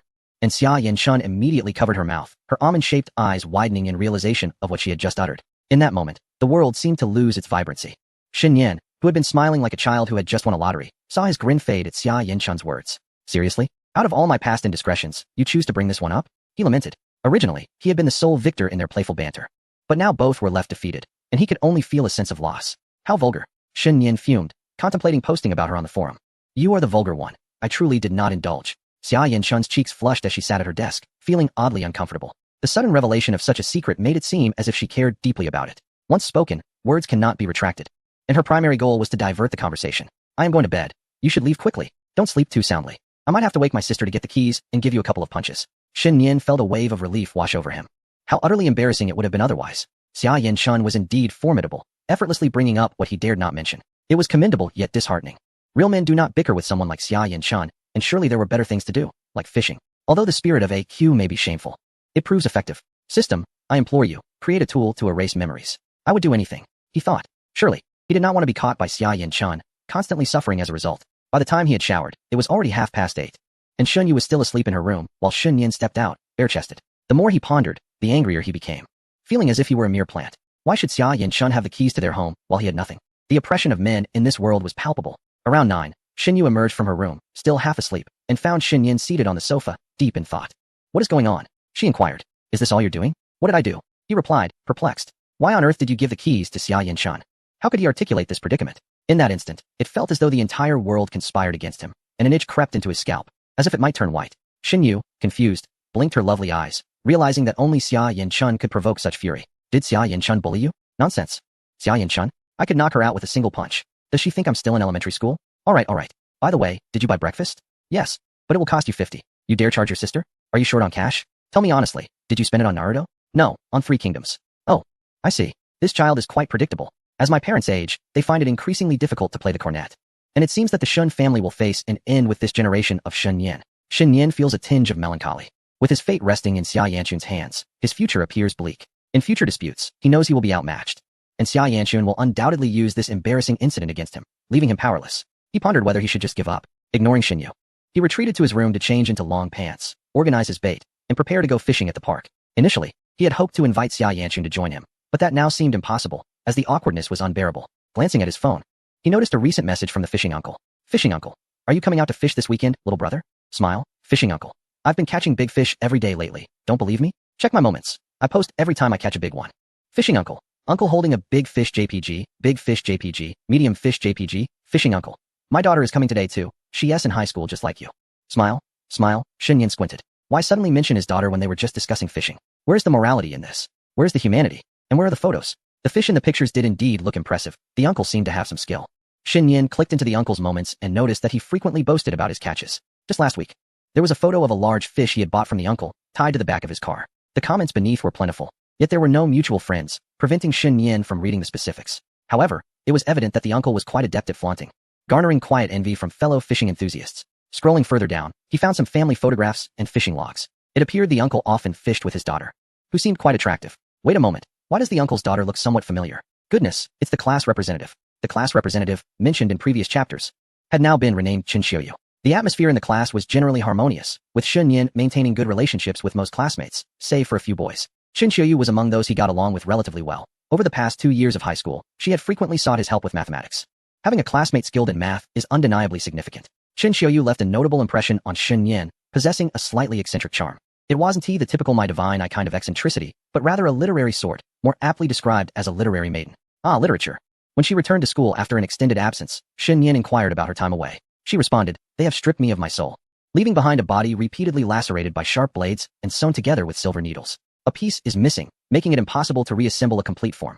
The once joyful me has been carefully hidden deep within my heart, never to return. Goodness, what a melancholic prose. Shin Yin remarked, is it really that serious? So what exactly happened? She shook her head in silence, her eyes reflecting a faint sorrow. Shin Yin initially believed there was some hidden peril, feeling quite sympathetic towards her for a lengthy period. It was disheartening to witness a vibrant young girl transform in such a manner. Eventually, he inquired with Xia Yin Chun, who revealed to him that Chin Xiuyu had undergone an appendectomy. Her soul was deprived, subjected to the numbing effects of anesthesia. She was repeatedly sliced by a sharp blade and sewn up with silver needles. A portion of her body was excised, rendering it impossible to restore her to a complete form after the surgery. As for the subsequent remark about her beaming with joy over 2 pieces of chewing gum that Shin Yin had gifted her upon returning to school, one could only remark that a literary melancholic girl embodies such a disposition. Do not chuckle, for you too may not surpass the second hurdle. Among the remarkable individuals in the class, the identity of the foremost remains a secret that Shin Yin shall not divulge. In stark contrast to Chin Xiuyu, Xia Yin Chun appeared almost entirely conventional. The thought of the fishing uncle spending money to boast about purchasing fish for himself brought a sense of relief to Shin Yin. Truly, the apple does not fall far from the tree. In the realm of abstraction, both the fishing uncle and Chin Xiuyu are masters in their own right, each possessing a unique style, deserving of Shun Yin's admiration. The uncle sent a flurry of messages, to which Shun Yin promptly replied. Shun Yin, uncle, wait for me. Is that your daughter in the photo on your social media? The uncle responded in an instant. Fishing uncle, when I mentioned introducing my daughter to you, I was merely jesting. Did you take me seriously? Fishing uncle, little brother, my wife reminded me that I forgot to take the thawed pork out. I have a matter to attend to, so I must leave. Shin Yin chuckled, feeling at ease. He chose not to respond to the uncle, deciding to fish for himself instead, to avoid the scenario where he might catch a fish while the uncle caught none, shattering his spirit. The sun shone brightly that day, and although Xia Yin Chun's sunscreen was absent, Shen Yan had prepared a sun hat for himself. If the heat became unbearable, he would simply depart. Surely, no fisherman would venture out without an umbrella, risking a bait bucket without a catch, would they? Upon arriving at the park on his electric bike, Shen Yan did not find the fishing uncle at the previous spot, but spotted him from a distance. Evidently, he could not abandon his passion for fishing. Hockey uncle, I acknowledge your accolade of the gold medal in the fishing competition. Beside the uncle sat a girl, leisurely reading a book with her legs crossed, exuding tranquility. Shen Yan refrained from intruding upon their moment, for should the uncle mistake his gaze for interest in his daughter, it could lead to misunderstandings. Their relationship was merely that of normal classmates. In the shade of a tree, he set up a small stool and casually hung bait on his fishing rod.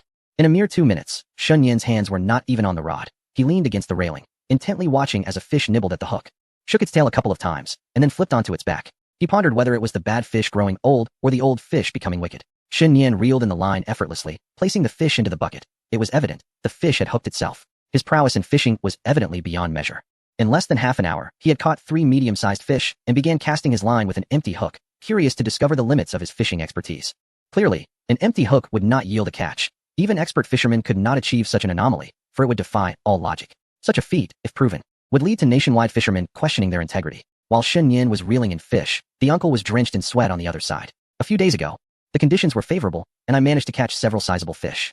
I was eager to boast about my prowess in front of my wife and daughter, but today, after 3 hours of fishing, I only managed to reel in a smelly sock. Not even a small fish to be seen. Fortunately, that young lad from last time was absent. Otherwise, my image as a hapless angler would have been irreparably tarnished. How embarrassing. Xiao Yu, Chen Guangming remarked.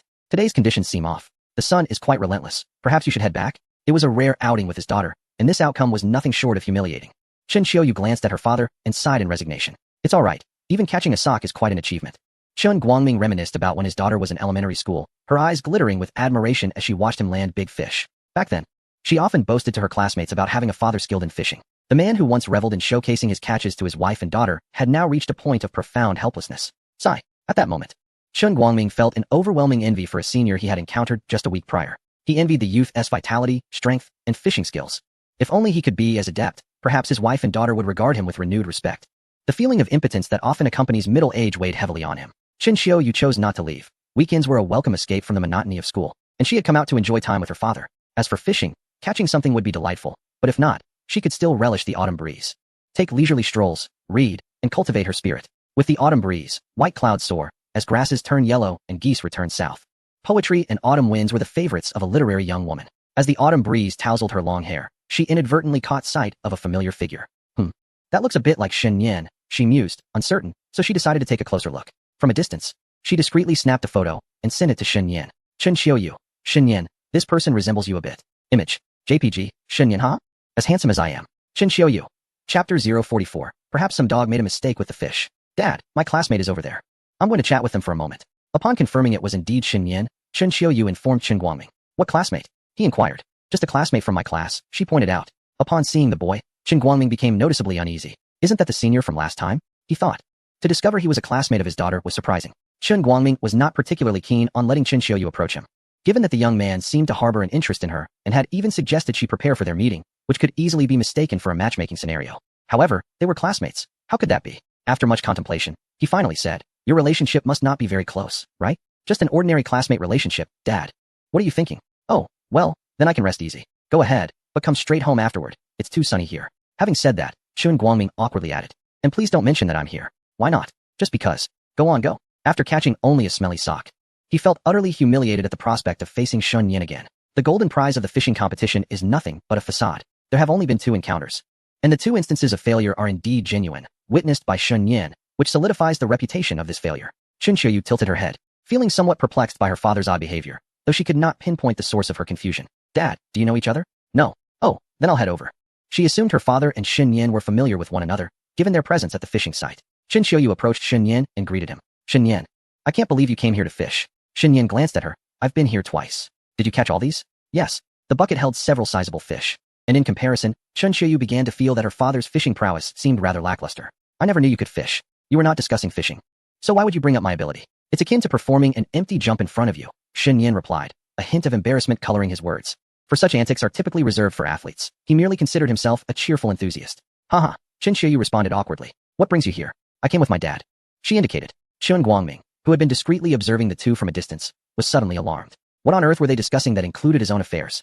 This was outrageous. He could only hope that Shun Yan's poor eyesight would spare him from noticing his utterly empty bucket, which would utterly disgrace the golden prize of the fishing competition, something that would be the subject of ridicule among fellow anglers. Shen Yan had already discerned the relationship between the older gentleman and Chen Xiuyu, merely responding with a casual "oh." After exchanging a few words with Shen Yan, Chen Xiuyu leaned against the railing, engrossed in a literary novel. The scene of a male classmate leisurely fishing nearby, while she diligently read, was quite evocative, a representation of youth, ease, and literature. How delightful. Then she spotted a fish, about the size of 2 palms, biting Shen Yan's hook and joyfully flipping onto its back.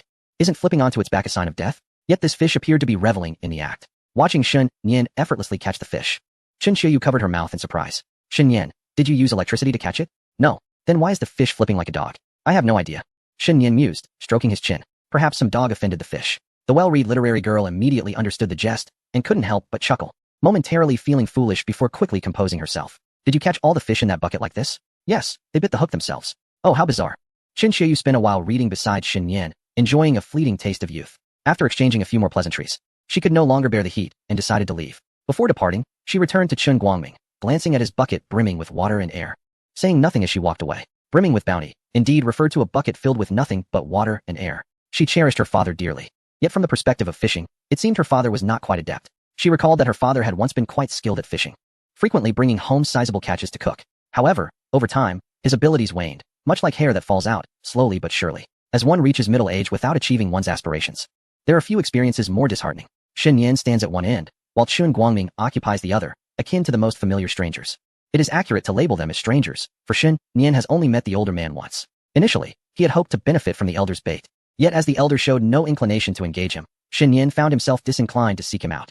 With a bucket brimming with fish, Shen Yan returned home, heading to a nearby market. Fresh fish, freshly caught, available at a bargain. He had inadvertently become a fishmonger, albeit without a dedicated stall or the means to offer fish cleaning services, possessing only a bucket and lacking change. Some anglers do not relish eating fish. Fishing is merely an addiction for them.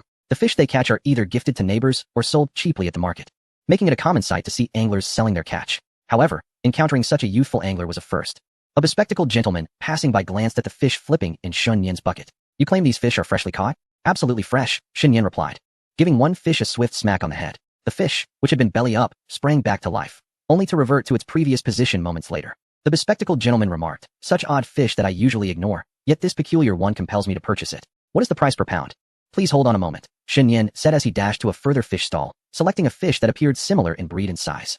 How much for this one, boss? 13 a pound. This one weighs about 3 pounds, and I'll clean and fillet it for you, the vendor chuckled. Thank you, boss, Shen Yan replied, hurrying back. The fish vendor chuckled in amusement. Returning to his spot, Shen Yan offered the bespectacled gentleman a professional smile. This fish is 30. As it is my first time selling, I feel a sense of kinship with you, so I'll sell it to you at the original price. Oh, really?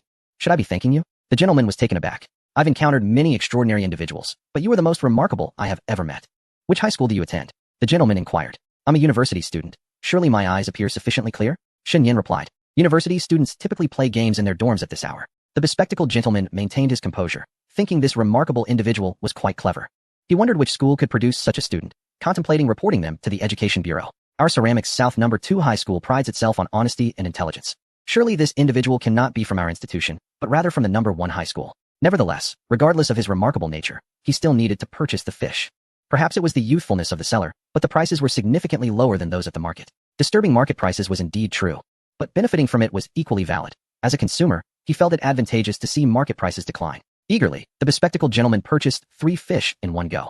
I want to assist with cleaning, nor do I have any bags. What are you looking at? Can't you simply buy a bundle from the nearby grocery store? Oh my, you are quite clever. Shen Yan swiftly procured a bag, packaging the fish for the gentleman. Fortunately, with mobile payments now prevalent, Shen Yan had no concerns about making change. Selling fish is far more arduous than fishing itself. Shen Yan managed to sell all his fish by afternoon, pricing them based on what seemed reasonable, and lowering the prices when there were no buyers, ultimately earning 260 gold coins by the end of the day.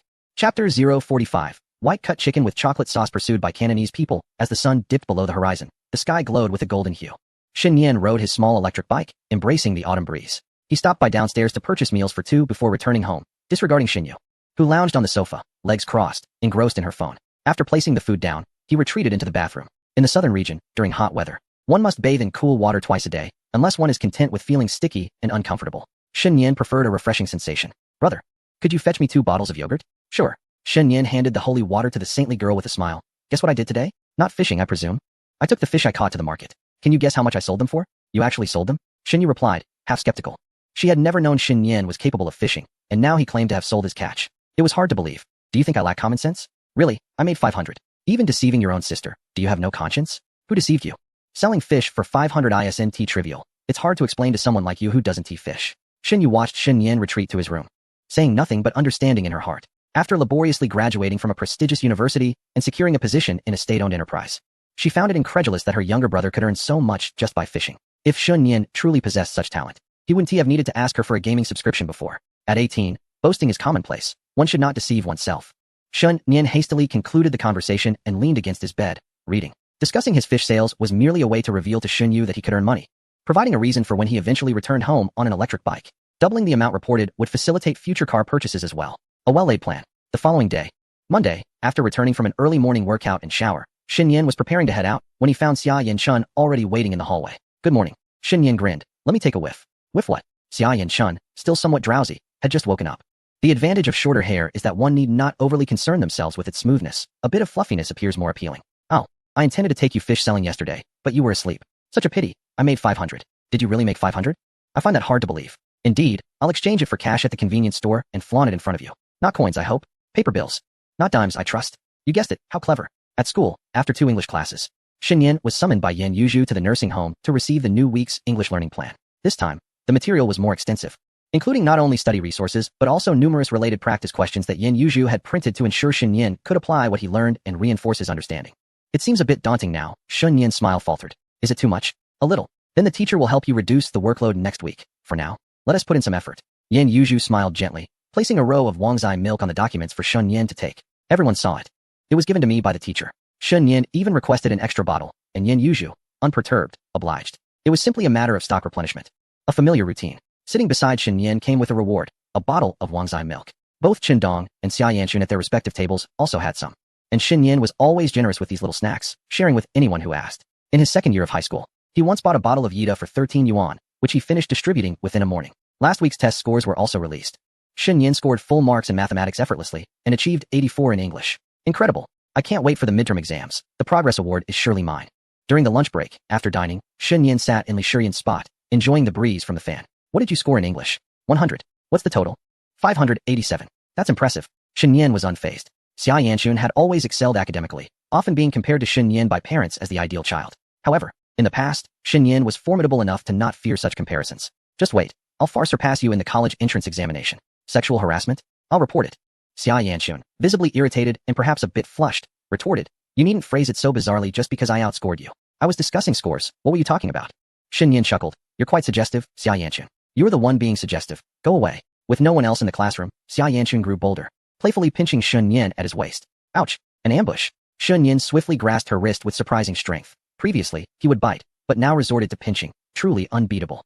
This Xia Yanchun. Let go. Am I to let you pinch me for free? Let go. There are people outside. Shen Yan glanced sideways. Was there an undercover agent? Seizing the moment of Shen Yan's distraction, Xia Yanchun quickly pulled her hand back, clutching it protectively and glaring at him. Have some dignity. Do we know each other well enough for that? You're being ridiculous. Shen Yan, with a teasing gesture, remarked, You're the one being ridiculous. Laughter ensued.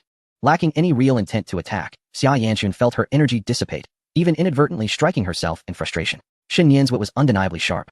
He had instigated the banter, yet ended up at a disadvantage, making her want to stuff her sock in his mouth. Their playful skirmish concluded with Shen Yan emerging victorious. A mere daily routine between rivals, delightfully amusing. Good afternoon, I'm off to sleep. In high spirits, he indulged in a rare afternoon nap. His physical recovery was swift, waking half an hour before the bell, while Xia Yanchun remained peacefully asleep, her face serene. The earlier skirmish was likely forgotten, as this had been their dynamic since childhood.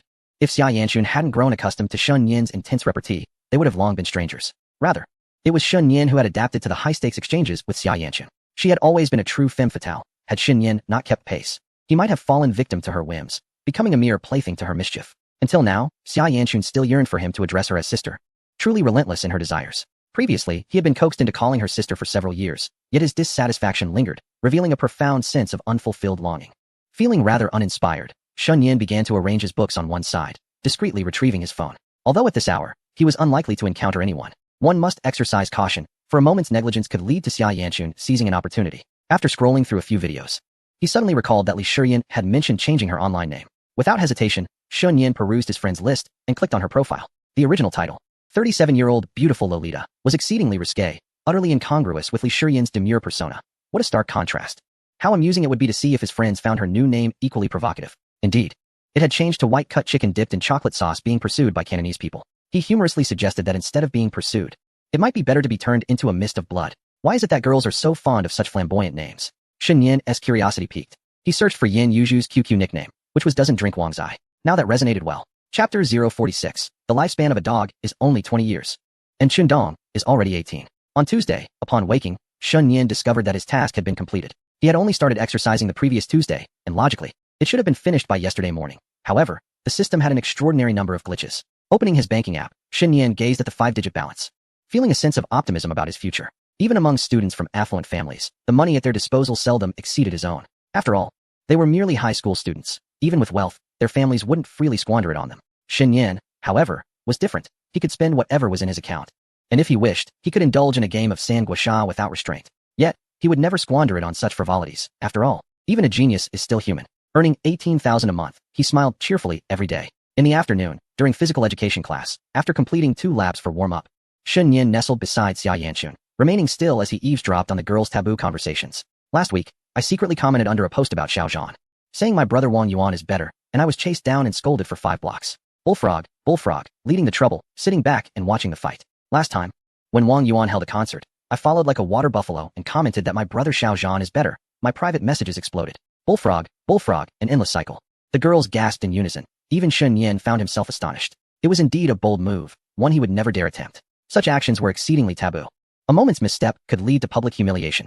Although Shen Yan participated in forums, he was merely a timid presence, commenting occasionally. While the true warriors resided on platforms like Xia Hongshu, Xia Yanchun chewed her gum, her lips pursed, as she was not involved in the idol fandom. Relishing the gossip about it, Li Shiyan rested her head on her shoulder, closing her eyes to escape the dizzying sun, her spirit waning. She had even changed her nickname. Unconcerned that Shen Yan might tease her about it. What are we eating? Shen Yan nudged Xia Yanchun's elbow. Gum, it's all gone, she waved dismissively. Who are you fooling? Hand it over.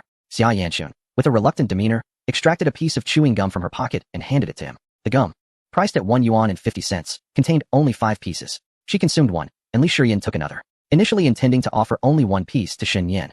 She was surprised when he accepted it without returning any. In light of the fact that Shen Yan had recently been sharing his Wangzai milk with her, she chose to be magnanimous this time. You should be grateful, Shen Yan. My generosity is ample enough to float a vessel. Huang Chun, having just finished playing basketball, returned with a sheen of sweat glistening on his skin, droplets accumulating in a rather greasy manner, casually wiping his face with his school uniform. He noticed Shen Yan engaged in conversation amidst a group of girls, silently cursing him for his lack of shame. With so many boys in class, none could so shamelessly mingle with the girls as Shen Yan did. Was physical education meant for exercising or for socializing with girls? A man ought to exert himself under the sun, sweating profusely and displaying a healthy complexion, rather than acting like a pretty boy chatting with girls. Of course, he was not envious. He simply found Shen Yan's lack of vitality rather distasteful. Did excelling academically and possessing fair skin, height, and a melodious voice truly qualify one to engage freely with girls? It was all mere numbers, devoid of any real effort. Huang Chun felt no envy. Exhausted from the game, he plopped down beside Lin Shiyuan, inadvertently showcasing his chiseled jawline. It was all about the effort, not the numbers. Lin Shiyuan furrowed her brow, wondering why he had to invade her space with his pungent sweat. She merely shifted a tad further away. The circle's queen, Lin Shiyuan, offered smiles to everyone within her domain. The previous night, she had quarreled with Xia Yanchun after being reprimanded by Su Kashi, and in a fit of anger, she had said some unkind words. Reflecting on it now, she realized her fault and regretted her impulsive actions. Once, she frequently conversed with Shen Yan, but since that day, their interactions had dwindled. She was uncertain whether Shen Yan had begun to harbor disdain for her. The more she pondered, the more her thoughts spiraled. It was not that she wished for his affection, rather, the stark contrast between the boys who once expressed interest in her and their current indifference left her feeling quite unsettled. When the rumors first surfaced, she genuinely believed Shen Yan had feelings for her, and it had brought her a modicum of joy. The more she thought, the more tumultuous her emotions became. Perhaps she should find a moment to apologize to Xia Yanchun, not concerning Shen Yan, but simply to express remorse for her irritation and impulsiveness. Although she had many friends, she did not wish to exacerbate tensions with Xia Yanchun, the class monitor. They were classmates, and the conflict was not insurmountable. It was entirely unnecessary. Before class had concluded, Shen Yan slipped away with Chun Dong to the small shop, each purchasing a bottle of frozen cola. Who could truly understand the redemptive sensation of gulping down a Pepsi on a scorching day? The salvation that Pepsi offered was unmatched. Coca-Cola simply did not compare. By the way, your relationship with Xia Yanchun seems rather ambiguous. Are you two not considering taking it further? Ambiguous? Me? Xia Yanchun? Shen Yan, with his mismatched eyes, recognized the words, yet found the combination perplexing. They say dogs can see what humans cannot. Shen Yan realized that Chen Dong had inadvertently revealed too much. Chen Dong took another swig of cola, feeling the ambience grow increasingly suggestive. Hold your tongue for a moment. I have a question for you. Are you 18 this year? Why do you ask? My dear brother, allow me to treat you to some ice cream. Oh. So it seems that after all those English test papers I let you copy in the second year, you finally feel a sense of gratitude towards me.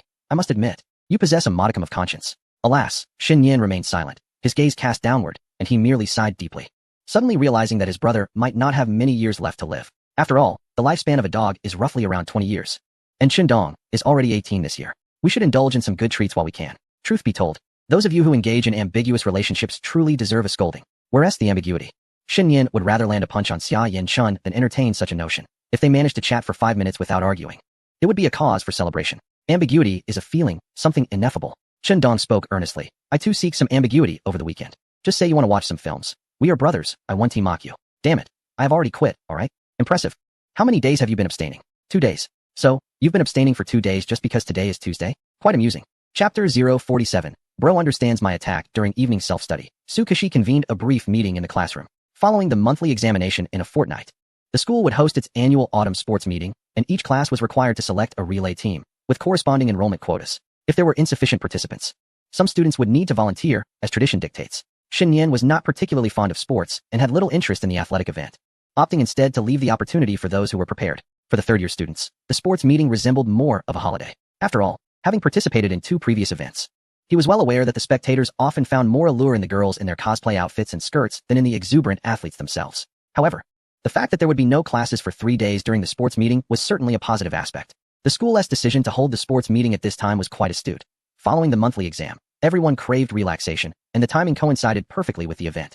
After the sports meeting, the National Day holiday would follow, allowing for a brief respite before refocusing on studies. The enrollment forms were with Xia Yin Chun, and as soon as class ended, several boys eagerly signed up, particularly Huang Chun, the sports student, for whom nothing was more exhilarating than dominating in the sports meeting. In a typical sports event, the others merely served as fillers, while only the athletes truly competed. Though one could not rule out the possibility of hidden talents among the rest. As a crowd gathered to enroll, Xin Yan found the noise bothersome and decided to accompany Dong to the restroom, using Dong's shirt as a makeshift towel to dry his hands. My dear brother, I have just committed another transgression against you. Xin Yan gazed at Dong's back, already marked with water stains, feeling a twinge of regret. Had he known it would get damp, he would have been more cautious. You absolute fool. Dong chuckled in annoyance. Couldn't you shake it off? Oh. Are you signing up for the sports meeting? Xin Yan diverted the topic. A true brother must learn to be tolerant. If I used your shirt, then you should just endure it. I won't sign up. I lack any skills. What about you? What a coincidence. I am in the same predicament. Our camaraderie is truly remarkable, just like how I just wiped my hands on your shirt. Dong laughed, giving Xin Yan a playful pat on the shoulder. Xin Yan replied, Bid, Dong, you are truly something else. In class, the students crowded around Xia Yanchun dispersed with a commotion, yet the classroom remained noisy. As the class monitor, Xia Yanchun naturally took it upon herself to maintain order. She stood up and offered a gentle reminder, which gradually quieted the room. Xin Yan returned to his seat, feeling rather bored, and beckoned Xia Yanchun with a playful curl of his finger. Chunbao, I think I'm starting to miss you a little. Xia Yanchun shot him a glare in response. Xin Yan wished to return her look with a playful eye roll, but alas, he was devoid of such an ability. The night sky was devoid of stars, much like Xin Yan's lack of motivation to study. When class ended, Xin Yan aimlessly wandered around the classroom, eventually resting his elbow on the pile of books beside Xia Yanchun, staring vacantly at a tuft of her hair that swayed gently. It was indeed a cute little tuft. Would it turn dark if he plucked it? Xin Yan often found himself toying with Xia Yanchun's hair, but in the crowded space, to avoid the birth of rumors. He suppressed the impulse. Could you not stand next to me? Xia Yanchun huffed. Anyone can tell who hasn't showered after gym class. I didn't mean to. Xin Yan replied. You say you weren't staring at me on purpose? Alright, I admit it. During lunch, I accidentally pinched you a bit too hard. And it wasn't my intention to bite you before. When we were little, I didn't mean to force you to call me sister. I simply bullied you until you did. I truly didn't mean it. Can you forgive me? Xin Yan scratched his head, feeling a bit awkward. You really have low emotional intelligence. I was just joking, and you can't even tell. Huh, Yanchun, you really are something. Hawking Yan. Your family needs to hire a wise person, she retorted, to come up with the name Hawking Yan. It seems you're not so simple yourself. Beside them, Li Shiyan blinked her beautiful eyes. You two have a great relationship. Huh? It's quite intriguing. That's how we scholars are. Couples who openly express their affection hardly glance at each other, while those in opposition are the most enjoyable to ship, like Xin Yan and Xia Yanchun, or Bald Chong and Bear Big and Bear 2, or those who play Yuanshan and those who play Ming Chao. It's really amusing, I assent it. Those who can refrain from shipping are truly remarkable. Li Shiyan indulged in her thoughts, feeling her spirits lift considerably. Today was a delightful day. However, the pleasantness was short-lived as Xin Yan found no satisfaction in teasing Xia Yanchun and shifted his focus to Li Shiyan. He startled her so much that she instantly pretended to work on her problems. Xin Yan is troublesome. Can I not avoid him? If he had targeted her, she would have truly been in the wrong hands. She fell silent in fear of his cold treatment. Are you working on math? Xin Yan inquired with a light-hearted smile. Yes, Li Shiyan nodded obediently, simultaneously releasing a quiet sigh of relief, thinking Xin Yin was going to pick on her, but it turned out he was merely asking. Then, he scrutinized her for 5 minutes. Gorgeous lowly classmate, how do you manage to appear so earnest yet produce nothing in 5 minutes? Once again, Xin Yin called her out. Li Shiyan stammered, "I've changed my name." "I know," Xin Yin replied, bemused, "but does changing your name mean you've never used the name 37-year-old gorgeous lowly? If only one could truly disregard the past. If Xia Yanxun had not detonated the cow dung, and if he had not sung "See You Again," perhaps everyone would have a bright future ahead." In an instant, Li Shiyan's delicate face turned pale.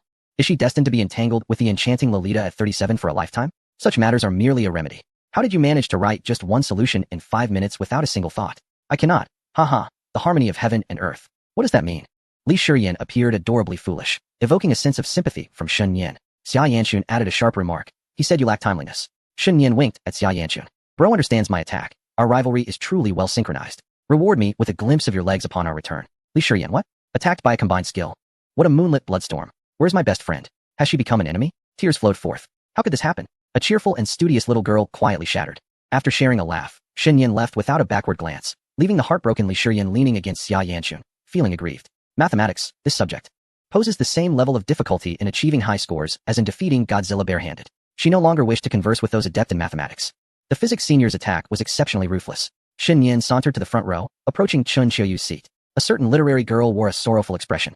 The melancholy of that day resurfaced, rendering her pitiable. What is wrong? Upon reaching the mountainous precipice, merely half a step remained to fulfill a lifelong dream. The wind scattered hopes, leaving me to grasp a cold pen, tears soaking the unfinished manuscript. Who prompted you to translate ancient poetry?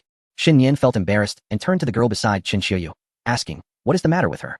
She scored 67 on the last mathematics assessment, but only managed 59 this time. Feeling dejected since yesterday, replied her deskmate with a suppressed laugh. Chapter 048. The childhood emperor is subjugated by 2 empresses for a decade. Xin Yin recalled a certain evening self-study session in the 2nd year of high school, where the eager literary girl sat beside him, thirsting for knowledge and filling an entire notebook with erroneous problems to inquire about. This child.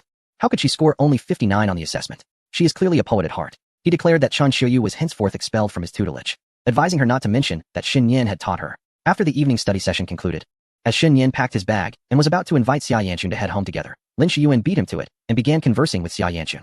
Xia Yanxun, I have something to discuss with you. Lin Shiyuan twirled her hair, her expression inscrutable. Xia Yanxun, somewhat surprised, nodded and exited the classroom with Lin Shiyuan. Xin Yin followed closely behind, deep in thought. Were these two not supposed to have a strained relationship? A clandestine meeting in the grove? How intriguing. The 2 girls arrived at the corridor connecting the classrooms, with Xin Yin trailing behind at a discreet distance, neither hiding nor concealing himself, boldly observant. He was originally meant to return home with Xia Yanxun, so there was really no need to hide. Although he enjoyed watching girls fight, if the opponent was Xia Yanxun, it would be better to avoid any altercation. He had never laid a hand on Xia Yanxun, so how could he allow anyone else to do so? Was his mother a commodity to be traded? However, he evidently overthought the situation. Both girls were quite polite, though he didn't catch their words. He did see Lin Shiyuan bow slightly. It turned out to be an apology. The 2 girls quickly dispersed, walking together towards the stairs. As Lin Shiyuan passed by Xin Yin, she merely lowered her head and hurried down the stairs. Xin Yin scratched his head, wondering what had transpired. Lin Shiyuan apologized to me. Was it about what happened during the first days of school? Yes. Xin Yin had witnessed the entire exchange. It was rather pleasant. A win-win situation. Outside, small stalls dotted the streets, and Xin Yin purchased 2 grilled sausages, one for himself and the other, still for himself. As he ate, he intentionally smacked his lips, chewing noisily near Xia Yanxun's ear. You don't think I'm going to share with you, do you? Xia Yanxun retorted. Encountering a stingy person, I see. In the community, the streetlights occasionally illuminated the flight of mosquitoes. Haven't you been exercising lately? Why not sign up for the sports meet? Xin Yin looked at her incredulously. Is registration necessary for exercising? Watching the younger students on the playground is delightful enough. Do the younger students watch too? She teased. It's not obvious. Xin Yin, you're hiding it quite well. Damn it, that slipped out. My orientation is perfectly straight, I assure you. Nonsense. I'm not signing up. I'll secretly enroll you in the 5,000 meters. You'll be exhausted. His innate ability to care for others was activated. Beware. I might sneak into your house at midnight and give you a nasal surprise. I'll get you for that. That evening, with no divine maidens appearing on the sofa, Xin Yin took a shower and began studying at his desk. This English study plan was extensive, and without dedicating ample time, he feared it would remain uncompleted. Fortunately, he had plenty of time. It was indeed strange. Having seen himself consistently fulfill his study plans, he began to feel less human. The more plans he created, the more he felt the absence of his loyal companion, Wang Zai. Yet, his focus on studying was fleeting. After sitting idle for half an hour, Chen Dong's words occasionally flickered through his mind. Is it ambiguous with Xia Yanxun? Indeed, it was quite ambiguous, almost to the point of conflict. Reclining on his bed, Xin Yin scrolled through his chat history with Xia Yanxun. To his surprise, their exchanges were fewer than the advertisements from the Matewan public account. With only a few words shared every 10 days or so, They met daily, so any conversation was typically held face-to-face. He had known Xia Yanchun since childhood, and his family had insisted he call her sister, a title he obediently used for several years. His QQ account had even been created by her. In retrospect, it seemed rather ambiguous. They had been inseparable as children. Once accustomed to calling her sister, he enjoyed trailing behind her, but if he ever ceased to use the title, Xia Yanchun would playfully pinch his face. Conversely, if he didn't follow closely, she would grip his hand, refusing to let him go. Wasn't this a form of coercive limitation on his personal freedom? The thought alone was exhilarating. At that time, one was not as clever as now, lacking the intellect, courage, and strength of Xia Yanchun. Moreover, Xia Yanchun had a formidable ally in Shen Yu, whose prowess could easily subdue Shen Yan, rendering him incapable of lifting his head. Without diligence, one could only remain a mere plaything for the wicked women of their youth. Now, the once great emperor has matured. Why do you no longer smile? Is it because you do not wish to? The tides of fortune have turned. Xia Yanchun is no longer his match, and he possesses numerous strategies to contend with her. Consequently, at 11:40, he sent Xia Yanchun 20 amusing dragon-themed emojis. After 5 minutes, Xia Yanchun peeked out like a curious kitten and responded with a question mark. Shen Yan, have you fallen asleep? Xia Yanchun, just dozed off. What nonsense did you send? I could bite you to death. Shen Yan, haha, the rabid dog has awakened. Shen Yan, have you witnessed my ruthlessness? I have plenty of methods to deal with you. Xia Yanchun, you're insane. Why are you acting crazy in the middle of the night? Is it time for a sage to rest? Perhaps I should block you. Shen Yan, seeing you awake puts my mind at ease. I shall retire for the night. Shen Yan, good night, dear Chun Bao. Sweet dreams, for I shall strike you hard in my dreams. Xia Yanchun, aminos, I've blocked you. No need for thanks. Shen Yan, red exclamation mark. The following day, have you ever witnessed the sun at 4 o'clock? Shen Yan had not. As the sun had yet to rise at that hour, he had retired early the previous night, resulting in his early awakening at 4, full of vigor. If only enthusiasm could be controlled or contained. After a long interval, he wished to indulge in a 10-hour slumber. The BYD system, you better show yourself. If you're not the sweet, soft little lowly system, you'll be in for a beating. It is rare for a high school senior to wake up and study immediately, yet Shen Yan was one of them. He took 2 pictures of his English dictation and sent them to Chen Dong, who finally replied at 6, triggering the underlying code. Chen Dong, you overachiever.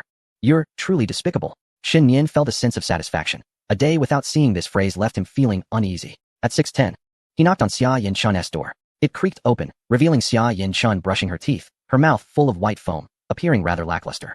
Her loose short sleeves bore the creases of sleep, failing to conceal her fair skin. Shen Yan towered over Xia Yanchun, allowing him to catch a glimpse of her delicate collarbone peeking out from her neckline. The porcelain whiteness of her thighs beneath her shorts was striking. Wait, who has disabled my automatic enemy lock? Xia Yanchun, sensing his gaze, angrily tugged at her pants and glared at him. What are you staring at? Coughing, he remarked. You're so lazy. I've been up since 4. Aren't I impressive? Who would believe that? Up so early for exercise? Studying? Well, I don't believe it. You just slept for 4 hours, boasting without a draft. Think what you will, Shen Yan chuckled, lifting the small dumplings in his hand. Here. Xia Yanchun felt a flicker of joy in her heart. What a surprise. It turns out Shen Yan is quite nice. Although he often annoys her, he still looks rather handsome when bringing her breakfast. Thank you. Shen Yan had slightly mismatched eyes, and Summer Yanchun questioned why he was thanking her. Who said I gave it to you?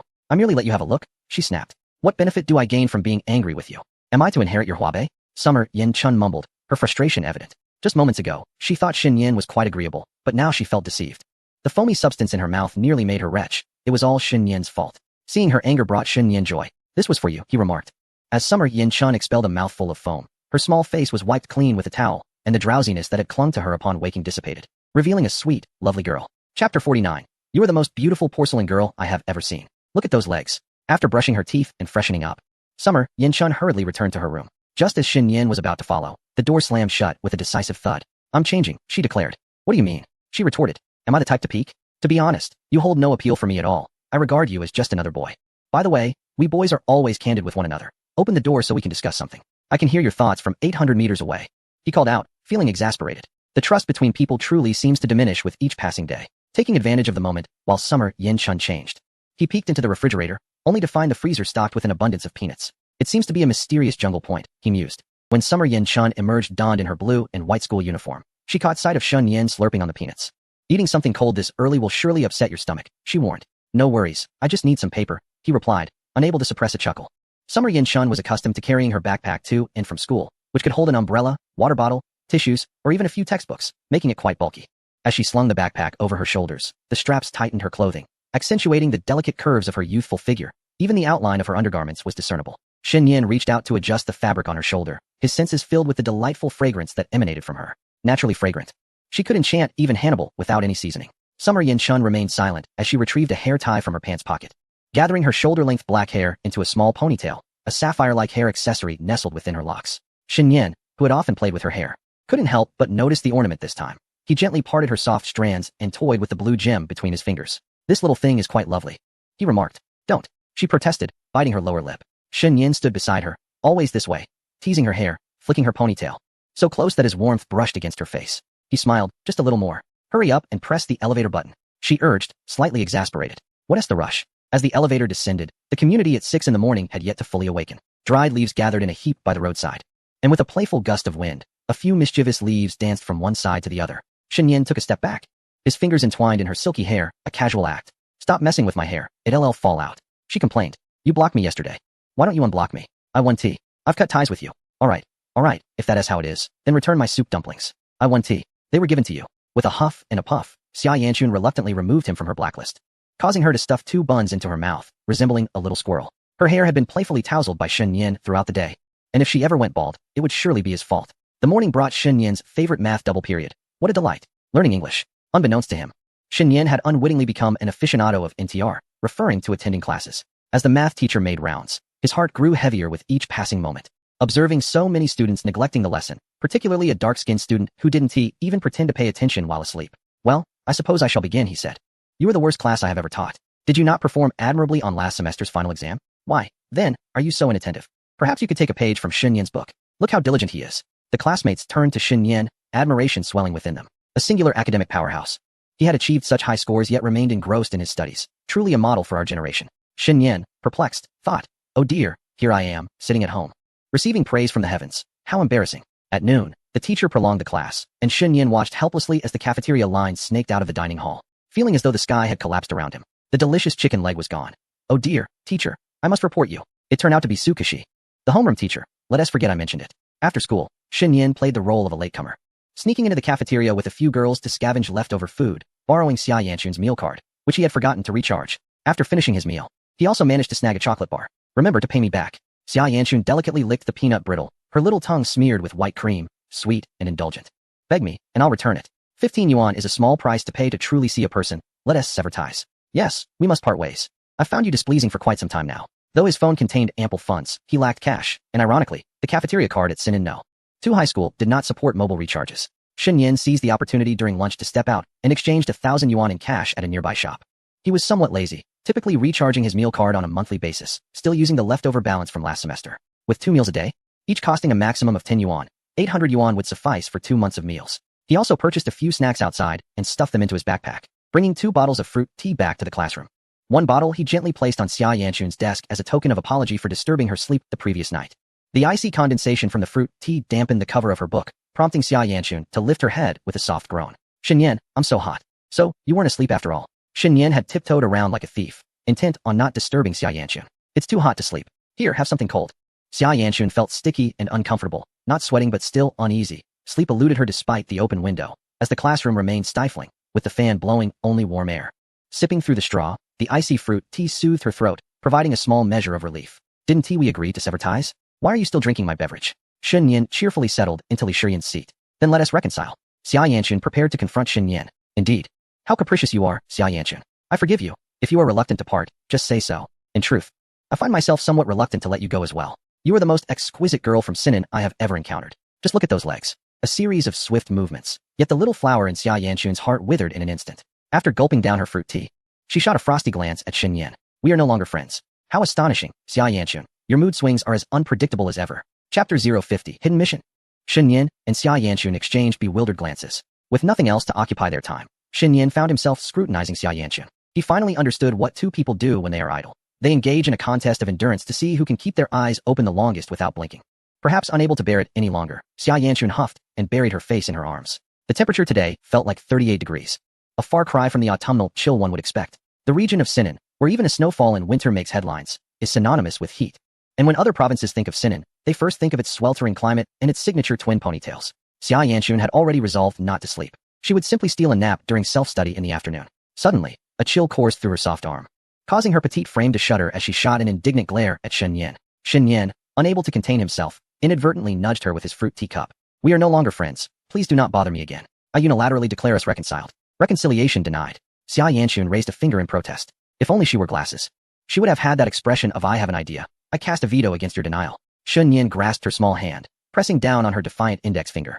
The sensation of her tiny, soft, cool palm was something he had never noticed before. Now he realized that he could easily envelop Xia Yanchun's hand completely. Her hand bore no noticeable hair. Most girls experience puberty during middle school. Shen Yan had seen girls with considerable body hair, which is a normal aspect of development. Xia Yanchun had experienced some growth during middle school, but at some point, the hair on her body had transformed into fine, delicate fuzz that, upon close inspection, appeared almost bare. It dawned on him that the once tiny Xia Yanchun had blossomed into a graceful and sweet girl. Observing her growth, he hadn't perceived any significant changes in her. The sweet girl was indeed charming in front of others, yet her demeanor towards him seemed to possess an air of defensiveness. In the past, some classmates had expressed a desire to pursue a relationship with Xia Yanchun, yet before they could confess, they were deterred by her somewhat aloof yet not entirely cold manner. Shen Yan found himself lost in contemplation. Uncertain, he touched her hand again. Once more he touched it. Xia Yanchun, feeling his grasp, experienced a wave of discomfort and abruptly withdrew her hand. Pervert, are you aroused? That's not it. Your words are rather coarse. Shen Yan's expression darkened. Fortunately, there were only the two of them in the classroom. If anyone overheard, his reputation would be irrevocably tarnished. Then what were you touching? You're just a pure pervert. Who touched you? Shen Yan exclaimed, flustered. I was merely rejecting your denial. Don't misinterpret my actions. Regardless, Xia Yanchun remained unconvinced, unable to distinguish between a touch and a grasp. In her eyes, Shen Yan was hardly distinguishable from a perverse lecher. This only solidified his identity as such. The mere thought of Shen Yan possibly indulging in lewd fantasies made her feel utterly uncomfortable. Get away from me, she exclaimed. Pregnant? I haven't done anything. Go away. Shen Yan, with a mocking gesture, retorted, Huh? You're just too sensitive. Private matters aside, can you please bear with it? We're friends after all, he added, unable to suppress a grin. Xia Yanchun felt utterly frustrated. She had yet to outmaneuver Shen Yan today and had suffered too many defeats under his hand recently. She needed to reflect on where she had gone wrong. How had Shen Yan evolved from an adorable little creature to this? However, she quickly regained her composure, lifting her chin and crossing her arms. Since you were so eager to be friends, I suppose I could reluctantly agree, but you owe me a friend fee. Shen Yan remained silent as he rummaged through his bag, producing a 100 yuan note. He then took Xia Yanchun's hand and pressed the bill into her palm. Chumbao, please be my friend. Huh. Xia Yanchun was momentarily taken aback, her almond-shaped eyes reflecting Shen Yan's figure. Aside from his reincarnation or possession, she could think of no other reason for his behavior. In truth, she felt somewhat awkward. Take it. This is the fee from your friend. Shen Yan said with a light-hearted smile. Money can't buy true affection. I value you far more than money. So accept it. I was just joking. If you give me money, how will you manage your living expenses? She retorted. I have money. Haven't I mentioned selling fish? I have more than enough to spare. Hearing this, Xia Yanchun felt relieved. It seemed Shen Yan had neither been reincarnated nor possessed. Just take it, Shen Yan insisted, clasping her small hand tightly around the bill. Oh, Shen Yan, stifling a laugh. You actually accepted it, Xia Yanchun remarked, feeling triumphant. When you tell your mother, she'll explode if she hears I want to play with you unless you give me money. What trickery? I don't understand. Just tell your mother. Shen Yan replied playfully, unbothered. He then excused himself to wash his face in the restroom to cool down. Xia Yanchun accepted the bill, momentarily at a loss for words. Sitting there in silence, she bit her lip and shifted to a more comfortable position, tucking her hands between her legs as the unbearable heat made even her ears blush. The ceiling fan blew warm air, tousling her hair, prompting her to remove her hair tie. Today's temperature was indeed the highest in recent days. The 2 hours during noon passed excruciatingly slowly. The classroom's air conditioning consumed a significant amount of electricity, and with so few students around, the school had chosen to turn it off during lunch breaks to save costs, showing little regard for boarding students. No wonder they couldn't compete with number 1 high school. This number 2 high school was merely a stepping stone beneath its shadow. Such a decrepit institution, she thought, returning to her seat. Shen Yan found himself at a loss as well, resting his head on his hand and noticing Xia Yanchun's loose hair, unable to resist stealing a glance. The long, straight hair, when left unkempt, appears disordered and inconvenient. However, for someone like Xia Yanchun, whose hair reaches her shoulders, it presents a certain allure and sophistication. Were it any other boy, he would undoubtedly be captivated, rendered immobile by her charm. Though this may sound exaggerated, Shen Yan harbors no doubts regarding Xia Yanchun's magnetic appeal. She stands at a height of 1.6 meters, with fair skin and a sweet, beautiful visage, an objectively charming girl. Subjectively, her petite figure and fiery temperament render her a formidable presence. Catching sight of a sapphire hair tie atop a pile of books, Shen Yan seized it and began to toy with it. Suddenly, a notification chimed. Ding. Hidden mission triggered. Lucky star. This hidden mission is a long-term task with no time limit. Pray to the goddess of fate to receive her favor and become her devoted follower. Mission requirements. Pray to the goddess of fate 01. Item collection. Tears of Cloud and Sea 11. Bells of Wind and Song 01. Raft of Poetry and Painting 01. Rewards. 10,000 gold coins. Title. Lucky Star, Luck 5. Ah, splendid. A new system mission. Wait, a hidden mission? Chapter 051. Tears of Cloud and Sea. The mission panel lay before Shen Yan, momentarily startling him as he carefully read the text. How could there be a hidden mission when his main quest was still active? He first examined the rewards. This hidden mission offered a staggering 10,000 gold coins. What nefarious intentions could a high school student have for such wealth? Either to indulge in gaming or to revel in leisure, 10,000 coins would hardly stir a tempest in a game like Three Kingdoms Kill. Yet it would certainly afford him a lavish lifestyle for quite some time. The gold coins were merely a secondary benefit. The primary allure lay in the title of Lucky Star. Currently, he bore the title of Novice Adventurer, which offered negligible charm, a title that truly felt inconsequential. In contrast, the Hidden Missions title of Lucky Star bestowed a notable 5 points of luck. If charm could be manifested through appearance, then luck was undoubtedly a conceptual attribute, resonating with strength.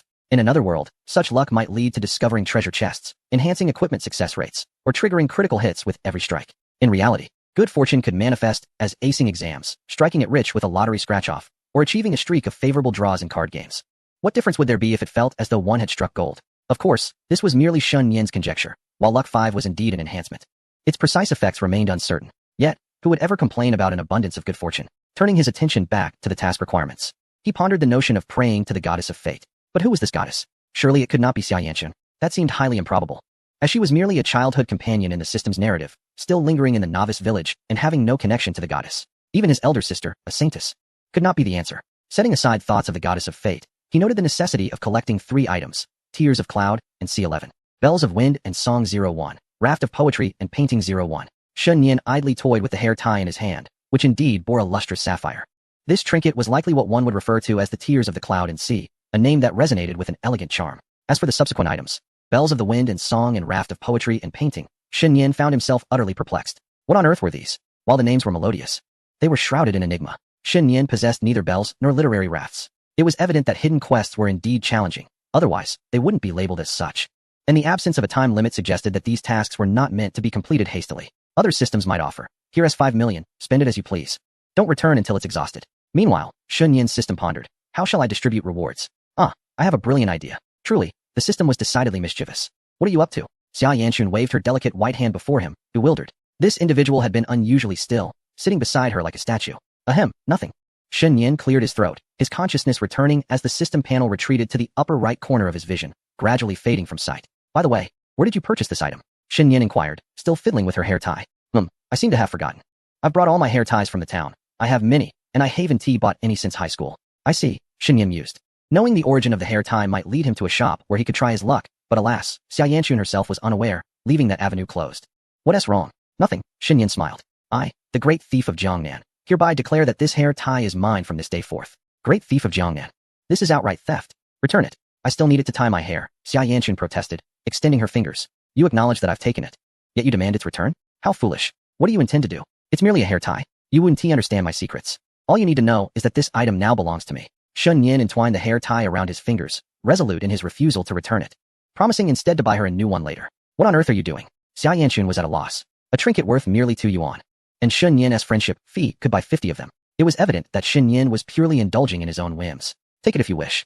I'll just ask Shi Yin for another one later. Hee, you're the best, Chuang Bao. In light of your kindness, let us keep this matter about the friendship fee between us and not mention it to Annie. As the lunch bell rang and music began to play over the intercom, the air conditioning kicked in, and Shun Yin promptly turned it on. Saved at last. Xia Yanxun, too, played with her hair to cool down, her expression visibly more relaxed. Seizing the moment before anyone arrived, she hastily wiped her skin with a wet wipe, discreetly concealing it from Shun Yin. Fortunately, Shun Yin was not a pervert who would think to drink water steeped in sweat-soaked wipes. He requested 2 wipes from Xia Yanxun as well, and used one himself. When Chun Dong arrived, he offered the wet wipe to him. What is this? A wet wipe I've used. Here, steep it in water for you. Chun Dong. Their classmate, Ma Mingfan, cast a quizzical glance between the two, alternating his gaze before finally settling on Chun Dong, his expression a mix of astonishment, intrigue, and unexpected delight. He hesitated for a moment before retrieving 2 pieces of paper from the drawer. Chun Dong exclaimed in disbelief, the sky is falling. You scoundrel. You've tarnished my reputation. Laughter erupted, a stark contrast to the tension in the air. Today, only one of them, he or Shun Yin, would emerge unscathed. The boys were brimming with energy, while Li Shiyin, just awakening, felt a fog of drowsiness clouding her mind. The ruckus from the boys was both amusing and enviable. Having taken a nap, she was still out of sorts for the entire afternoon. If only she possessed such vitality, her grades would undoubtedly soar. Do you have a hair tie? Someone asked. Yes, Li Shiyin replied, rummaging through her small backpack to produce a modest hair tie. What about yours? It broke. Loose hair can look nice, but I feel like a ghost with mine down. Who said that? Xia Yanxun teased, playfully pinching Li Shiyin's cheek. My dear Shiyin is the cutest. Here, take my hair tie. Li Shiyin sifted through her bag. Some hair ties were of poor quality, prompting girls to carry several for emergencies. Xia Yanxun secured her customary ponytail, exposing her swan-like neck, while deftly tying back her bangs. Noticing Shun Yin's gaze upon her, she turned her head away, muttering to herself about her disheveled hair. Shen Yan flashed a radiant smile, his teeth glinting like pearls. Was this a challenge? In class. As the teacher explained the exam papers, Shen Yan busily solved problems beneath his desk, his left hand idly twirling someone's hair tie. A familiar scent lingered on his fingertips. Please surpass 600 points and urge for more updates. Chapter 052. Qindong, why are you stuck in a bug? Later that night, after class, Shen Yan returned home. Shen Yu had already retreated to her room, fast asleep. As he lay on his bed, deep in contemplation, he pondered who among his acquaintances might embody the role of a fate goddess. Late arrivals often ask, who is the fate goddess? Firstly, the system does not adhere to conventional patterns. Shen Yu, a slothful office worker, is likened to a saint, while yogurt serves as holy water. The fate goddess must be anything but ordinary. Perhaps overlapping character traits are not entirely implausible. Might it be that in the system's narrative, Shen Yu is both the saint and the fate goddess? Hidden tasks remain obscure, and the enigmatic figure offers no hints. What a vexing situation. If only this were a game with guides available. Alas, reality demands one navigate through uncertainty alone. Before he knew it, Sunday had arrived. After a night of intense English study, he had finally compensated for the days of procrastination, effectively completing Yin Yuzhu's English learning plan. Slaying monsters overnight. Was there a more dedicated novice adventurer? Shen Yan had managed only 4 hours of sleep, but awoke invigorated. Energized as he brushed his teeth and prepared for the day. Comforted by a series of motivational messages, he felt at peace and decided to uninstall the game. By 10 o'clock, Shen Yu stirred from her slumber, yawning lazily. As she opened Shen Yan's door, a cool breeze wafted out. She was taken aback to find him seated at his desk, engrossed in his studies. I thought you were going fishing. Aren't you going today? I might take a look later, he replied. Impressive little brother. Studying so diligently on a Sunday. Shen Yu, filled with satisfaction, patted her plump chest and resolutely declared that she would personally prepare dinner, inviting her brother to request any dish of his choice. Shen Yan shuddered, pondering her earnestness in learning. Could she truly intend to ensnare him? What a vicious woman she proved to be. Haha, what nonsense are you spouting, sister? I'm merely putting on an act, he retorted, closing his book with a flourish. I'm off to fish now. In a flash, Shen Yan dashed out the door, clad only in slippers, without even a fishing rod in hand. The notion of fishing was merely a pretext. In truth, he was headed to the park, where the fishing uncle had arranged to meet him at 8 o'clock. The uncle remained undeterred in his quest to showcase his prowess in fishing, having won a gold medal in a competition. Upon arriving at the park, Shen Yan immediately spotted a familiar silhouette. Uncle, how's the fishing today? He leaned against the railing, engaging in conversation with Chen Guangming. Today, his visit was not primarily for fishing, but rather to pass the time. Chen Guangming said nothing, merely shifting a bucket closer, revealing a fish within, measuring 2 palms in length. A silent exchange that spoke volumes. Wow, uncle, you're quite impressive. Shen Yan exclaimed with a grin. In this park, if I claim second place in fishing, no one would dare contest my assertion of being first. Chen Guangming straightened up, embodying the spirit of a middle-aged man rejuvenated, brimming with confidence. Indeed, his skills were worthy of the gold medal. Previous misfortunes were merely a matter of luck. For fishing is inherently a game of chance. No national champion could guarantee a catch. As they conversed, a dark-skinned man approached them. Excuse me, do you know how to get to the Wanxiang Pavilion? He inquired, lifting a fish that was half the length of his forearm. I seem to have lost my way. The Wanxiang Pavilion should be in the west of the city, right? Shen Yan stroked his chin, contemplating the irony of a fisherman who had traversed half the city yet remained lost. Is that so? Haha, I'm quite directionally challenged, thank you. The glint in Chen Guangming's eyes shifted as he handed the rod to Shen Yan. Here, young brother, could you hold this for me? Shen Yan was taken aback, watching as Chen Guangming approached the dark-skinned man and produced a pack of cigarettes from his pocket. After a brief interval, Chen Guangming returned, tidying up his belongings with a smile. I've heard through the grapevine that the fish ecosystem up north is far superior, with larger catches. Let us go, young brother. What grapevine? Even the blind would know you just asked. Shen Yan thought of joining them in fishing, but alas, he had not brought his rod. And Chen Xiuyu was absent, leaving little to entertain him. The uncle, who appeared to be in his mid-40s, shared no common interest with Shen Yan beyond fishing and the daughter of a classmate. Engaging in idle chatter that didn't revolve around fishing felt like a torment. After exchanging a few casual pleasantries, he hopped onto his electric scooter and returned to the neighborhood. Gently prodding a stray cat that lay sleeping in the garage with a stick, Shen Yan ascended the elevator, settled at his desk, and turned on the air conditioning. You know what I'm about to do. Study, take photos, and send them to Qindong, aiming to trigger the underlying code. Who altered Qindong's settings? It was myself, and it felt rather comfortable. Shen Yan, image of English vocabulary list. Today, I memorized 50 words. Weekend studying is so much more pleasant. What about you? Are you playing with a treasure porridge? Shen Yan, grinning, Qindong, engaging in flirtation with others. Qindong, holding hands JPG, Shen Yan. Qindong, how did you glitch? No, who the hell are you? And where have you hidden my buddy Qindong? Qindong's mother, please intervene. Your product seems to be malfunctioning. Shen Yan, haha, still trying to deceive my friend with online images. Just let it slide, don't fool yourself, alright? Qindong, interlaced fingers JPG, Qindong, grinning, Shen Yan, are you holding hands with your left hand and taking photos with your mouth while holding your phone? To trick my buddy, you really went to great lengths. Can you retract that? I have a friend who seems to be a bit fragile. Though this is not about me. Shen Yan, brother, I'm feeling a bit unwell. My mom asked me to defrost some pork. I'll log off for now. I must be approaching this the wrong way. Qindong, when are you looking for a job? I'm starting to feel like a criminal. Honest recruitment for a victim. Daily pay of 3,000 with cremation included. Would you like to apply? Shen Yan once adored the little sassy letter S, but alas, it has lost its charm. How dare Qindong? He never mentioned having a partner in the past 2 years. My desire to learn has vanished entirely. Why must I be aware of this flirtation? Damn you, Qindong. Love and education, the 2 most significant concerns during high school. Qindong ranks among the top 5 in class. Now, he might actually have a chance at romance. What a life winner. Posting online would surely evoke envy. I never realized high school could be so vibrant. I thought everyone suffered like me. EarthOL is not enjoyable. It's time to deactivate my account. How did I turn on automatic follow? Delete it, brother. I have a friend who is feeling fragile. Shen Yan's 2 years in high school cannot be deemed miserable, but neither were they remarkable, just average. Had he been in his first or second year, he might have genuinely envied Qindong. He leaned on the table, unable to resist fiddling with a small hair tie placed atop it. Though he was reluctant to admit it, ever since Qindong mentioned his flirtation with Xia Yanchun, he gradually became aware of his own feelings. Flirtation? Who hasn't he experienced it? My buddy is still holding hands with girls in class. Her hand is so soft. Her hair bouncy, and the hair tie fragrant. Flirtation is not merely a childhood affair. Buzz. His phone vibrated, illuminating the screen. It was a message from Xia Yanchun. Wonderful, my buddy is also about to embark on a flirtation. Wait, what is this PDD 100 billion subsidy cash reward? Chapter 053, A Dual Supreme Door. Shen Yan wouldn't dare share such a link, fearing ridicule from others. Yet, Xia Yanchun, sharing something so intimate, has taken flirting too far, babe. Perhaps refrain from such advances next time. Xia Yanchun, help me cut a price. I'm just 1 cent short, and in return, I'll treat you to some peanuts. Shen Yan, is it 1 cent or 10 diamonds, 100 yuan, or 1,000 yuan fragments? Quite the conundrum. Xia Yanchun, please help. Shi Yan has already cut it down to 400 yuan, and it can really be withdrawn. Shen Yan chuckled. Something that 60,000 people couldn't lower, and yet.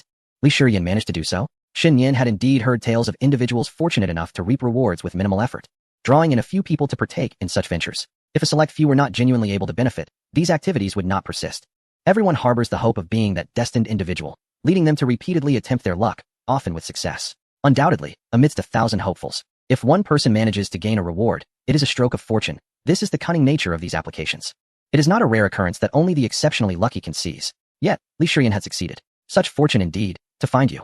The enchanting goddess of fate at the age of 37. Shen Yan was just about to unleash a torrent of curses upon Xia Yanchun when another message arrived from her. A screenshot of a transfer for 400 yuan. Xia Yanchun, no need for your assistance. I've succeeded as well. Shen Yan, no way, a double supreme victory? One might pray fervently for their ancestors to ensure admission to a prestigious university, but ancestral blessings do not guarantee the acquisition of 400 yuan from PDD. Initially, Shen Yan thought Li Shiyan was merely playing the role of the goddess of fate in the system's narrative. But now his certainty wavered. Surely there cannot be 2 goddesses of fate? Shen Yan, did you really manage to secure it? Xia Yanchun, indeed. Screenshot of balance. Xia Yanchun, both Shiyan and I have succeeded in this capital venture. Why don't you give it a try as well? Shen Yan, huh? I find this hard to believe. Only a fool would trust such nonsense. Shen Yan, hey, are you there? Qindong, what is up, brother? I'm in the midst of some flirtation. Are you still studying? I envy your ability to focus on studies while I can only hold hands with girls. Sigh. I wish I could return to the classroom and take an exam. Shen Yan, enough with the flirtation. I need your help with something significant involving gambling and money. Qindong, seriously, Shen Yan, have you really dabbled in something illicit? Shen Yan, it's imperative that no one we know finds out. Promise me, after you assist. Keep it from the others in our class. Qindong, hang on, I'll call the police. Alright, go ahead. Shen Yan, PDD's 100 billion subsidy cash reward. Come help me make a cut. Qindong's nickname changed to, the other party is typing, and it lingered for quite some time. A myriad of words condensed into a single question mark. Qindong, is this gambling and money trading? Shen Yan, isn't it? Qindong, no way, it truly is. Only upon seeing Qindong's avatar in the app did Shen Yan feel a sense of satisfaction. The bro would share half a yuan for spicy strips. Half an hour later, Shen Yan gazed at the screen, noticing he still needed 0.02 yuan fragments. Stroking his chin, he had been ensnared by the capital. Sounds of sizzling emanated from the kitchen as Shen Yan stepped out of his room and peeked in. Shen Yu was cooking, and upon closer inspection, she was chopping meat, with a plate of prepared corn alongside. Aren't you studying anymore? You must be tired of the school cafeteria by now. Tonight, you'd better eat at home. Your sister's culinary skills have recently improved. Shen Yu smiled sweetly, her confidence soaring. Shen Yan scratched his head. Are you sure you can cook well? What nonsense. My cooking has always been quite delectable. Hot oil sizzled in the pan, and the garlic was fragrant. Oh dear, too much salt. Better add a bit of water. Using dark soy sauce in place of light soy sauce is not a concern. A touch of darkness is acceptable. It feels as though the heat is a bit excessive. Perhaps adding a drizzle of oil to coat the pan would suffice. It is remarkable how a single dish can lead to a flurry of activity. A pot full of exquisite ingredients can transform into a bubbling cauldron of chaos within 5 minutes. The mystery has been unraveled. The creators of Pleasant Goat and Big Big Wolf must have invented a time machine, tracking the current Shen Yu for a decade to conceive the character of Red Wolf. Shen Yan admires this ingenuity. Let me first indulge in a couple of rounds of Minecraft to earn an enchanted golden apple before joining the feast. During the meal, Shen Yan sampled a morsel and could only describe it as barely edible. Neither the texture nor the flavor was commendable. Sister, you might consider finding a boyfriend who can actually cook. Stinky little brother, I see you've indulged in too many red beans.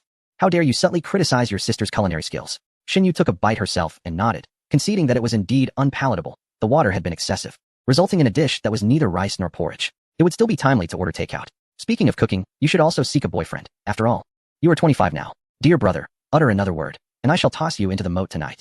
While the pressure from our parents regarding marriage and relationships is one thing, Xin Yan has begun to impose this pressure on herself, leaving Xin Yu feeling somewhat despondent. One has only heard of elders lecturing on such matters at the dinner table. How has it come to this reversal of roles? It is often said that a sister undergoes 3 phases. It appears that brothers do as well. The first phase, Mom, sister is making me do chores. The second phase, have you found a boyfriend? The third phase, sister, please pop some rice. It has been decided that when Shun Yin eventually marries and has children, she shall delight in playing with Shun Yin's child, only to return them in tears. Such a scheming heart. After hastily concluding dinner, Shun Yin washed the dishes and, armed with her English vocabulary book, knocked on the door of Xia Yanchun's home. Xia Yanchun opened the door with a sparkle in her eyes. Was she truly that elated over a mere discount of 400? Shun Yin chuckled. The sight of a beaming Xia Yanchun, unbothered by her usual demeanor, was indeed captivating. One punch from her could surely elicit tears for an eternity. You wouldn't understand. This is the first time an ordinary person has truly taken advantage of capitalist benefits, a moment worthy of being recorded in history. Have you forgotten those zero-cost bubble teas? Those don't count. Xia Yanchun shook her head, raising a finger. What everyone receives is called a benefit, something I deserve, but the few who can truly negotiate a discount are rare. That is what constitutes a true advantage.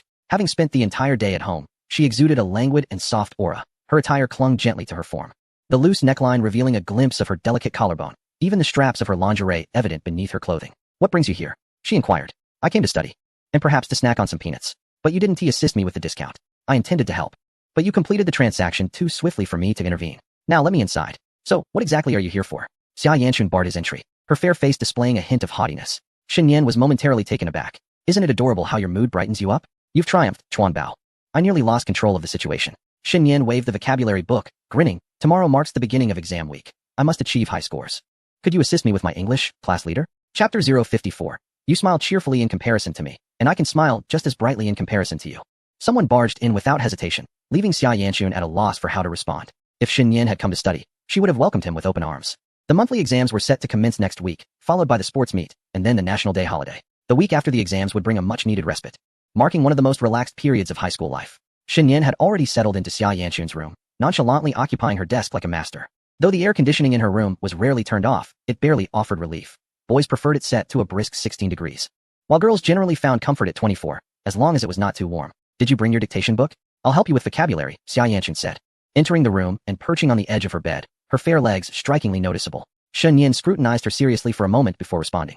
I only brought a vocabulary booklet, Chuanbao. I appreciate your help. Don't call me Chuanbao, or I'll start calling you Hajin Yin, she retorted. Why not call me Nianbao? He countered, humorously oblivious to his own shortcomings. People who are not impressive can think highly of themselves, but Nianbao? Dream on. Xia Yanchun smirked, pulling her dictation book from her bag and handing it to him. Hurry up and get ready. How far along are you with your vocabulary? I'm almost done. Just 200 words left. You're lying. Xia Yanchun was unconvinced. If you said you had memorized 2,000 words, I might believe you. But claiming you're nearly finished? Do you take me for a fool? Really? I've been on a roll. Memorizing 3,500 English words isn't that strange, especially since I still have 200 left to go. Initially, with the 12-hour buff provided by the system, Xin Yan had stayed up all night memorizing hundreds of words. As his enthusiasm grew, he began to sacrifice sleep, neglecting other subjects in his fervor to conquer vocabulary. He had managed to memorize over 3,000 words through sheer determination. Unlike some exceptional individuals who can master such a number in less than a month. I consider myself a diligent learner, albeit with a little help, he mused, dismissing the notion of his assistance as merely trivial. Let us see if you can handle the entire booklet, and if you make one mistake, it's $50 for you, she warned, half skeptical. Are you robbing me? What does saying I'm almost done have to do with needing to pay you 50 for a mistake? Xin Yan pondered, bemused at how Xia Yanchun perceived him as naive despite being called handsome by the motorcycle gang outside. All right, I'll start now, Xia Yanchun said, wishing to avoid further chatter, and began reading the words aloud. With each word she uttered, Shen Yin diligently transcribed it into his dictation book. He intended to urge her to proceed swiftly, but his focus had inadvertently shifted to her legs. Sorry, I forgot to turn it off. Please continue, he said. Initially, the mood was light, but as time passed, Xia Yanchun grew increasingly annoyed, pouting and resting her head on her knees, her tone becoming less friendly. The cheerful atmosphere began to fade. Shen Yin focused intently, diligently writing down nearly 150 words before Xia Yanchun finally relented. In truth, those who could complete memorizing 3,500 words at the very beginning of their senior year were indeed a rare breed. Even Li Shiyan could not memorize such a vast quantity. When called to the podium for a dictation, he would make mistakes. Last week, Shen Yan scored only in the 80s on his weekly test, yet after just 1 week, he claims to have nearly mastered it, which is quite unconvincing. The amount is indeed overwhelming. It's exhausting. Come, let us check. Shen Yan shook his hand, the multitude of English words dazzling to the eyes. I took a glance. Xia Yanxun stood up and approached Shen Yan to inspect, her delicate pink fingertips meticulously comparing each word, circling the incorrect ones in red pen. By the end of the entire exercise, there were only 3 red circles. Look at me, aren't I impressive? I'll concede you are impressive, but compared to me, you still fall short. I have memorized it all. I'll dictate to you too. I bet. It must be a bet. Shen Yan exclaimed, rising from the table. I'm too lazy for dictation. I have that confidence. If you don't believe it, that is your problem. Xia Yanxun smirked, relishing the opportunity to show off before Shen Yan, watching him seethe with frustration, unable to retaliate. This is what rivals are for. Shen Yan scoffed, fine. You have the high score, you have the right. But when my total score rises, I shall flaunt it before you. After all my hard work. Shouldn't I deserve some reward? Shen Yan's expression shifted, a cheerful tone accompanying his words. I'm not your aunt, otherwise. Why don't you call me mom and see? Xia Yanxun replied, exasperated. Shen Yan was taken aback, swiftly running out to grab a peanut snack. Sitting next to Xia Yanxun while feigning gloom. There really isn't any reward. Back then, you urged me every day to study harder. Now that I've put in the effort, there is nothing, such a discouragement. At this rate, I won't be motivated to strive anymore. That is not my concern. Alright, hurry back. Not going back. Shen Yan squeezed closer to her. I have something to ask. Could you show me your hair ties? Didn't I give you one already? I just want to take a look. I want to take yours. Though puzzled. Xia Yanxun still retrieved her box of hair ties from the drawer. Some of the little charms on the ties were particularly charming, and Shen Yan examined each one. But alas, none triggered the system prompt. The remaining raft of poetry and painting and bell of wind and song remained utterly baffling, devoid of any hints. What on earth are you feeling disappointed about? Xia Yanxun clearly sensed Shen Yan's emotions, her confusion deepening. What kind-hearted person feels disappointment towards someone else's hair ties? His motives seemed questionable, and his behavior perplexing. It felt rather dubious, leaving Xia Yanxun wondering what Shen Yan was up to. You wouldn't understand my sorrow.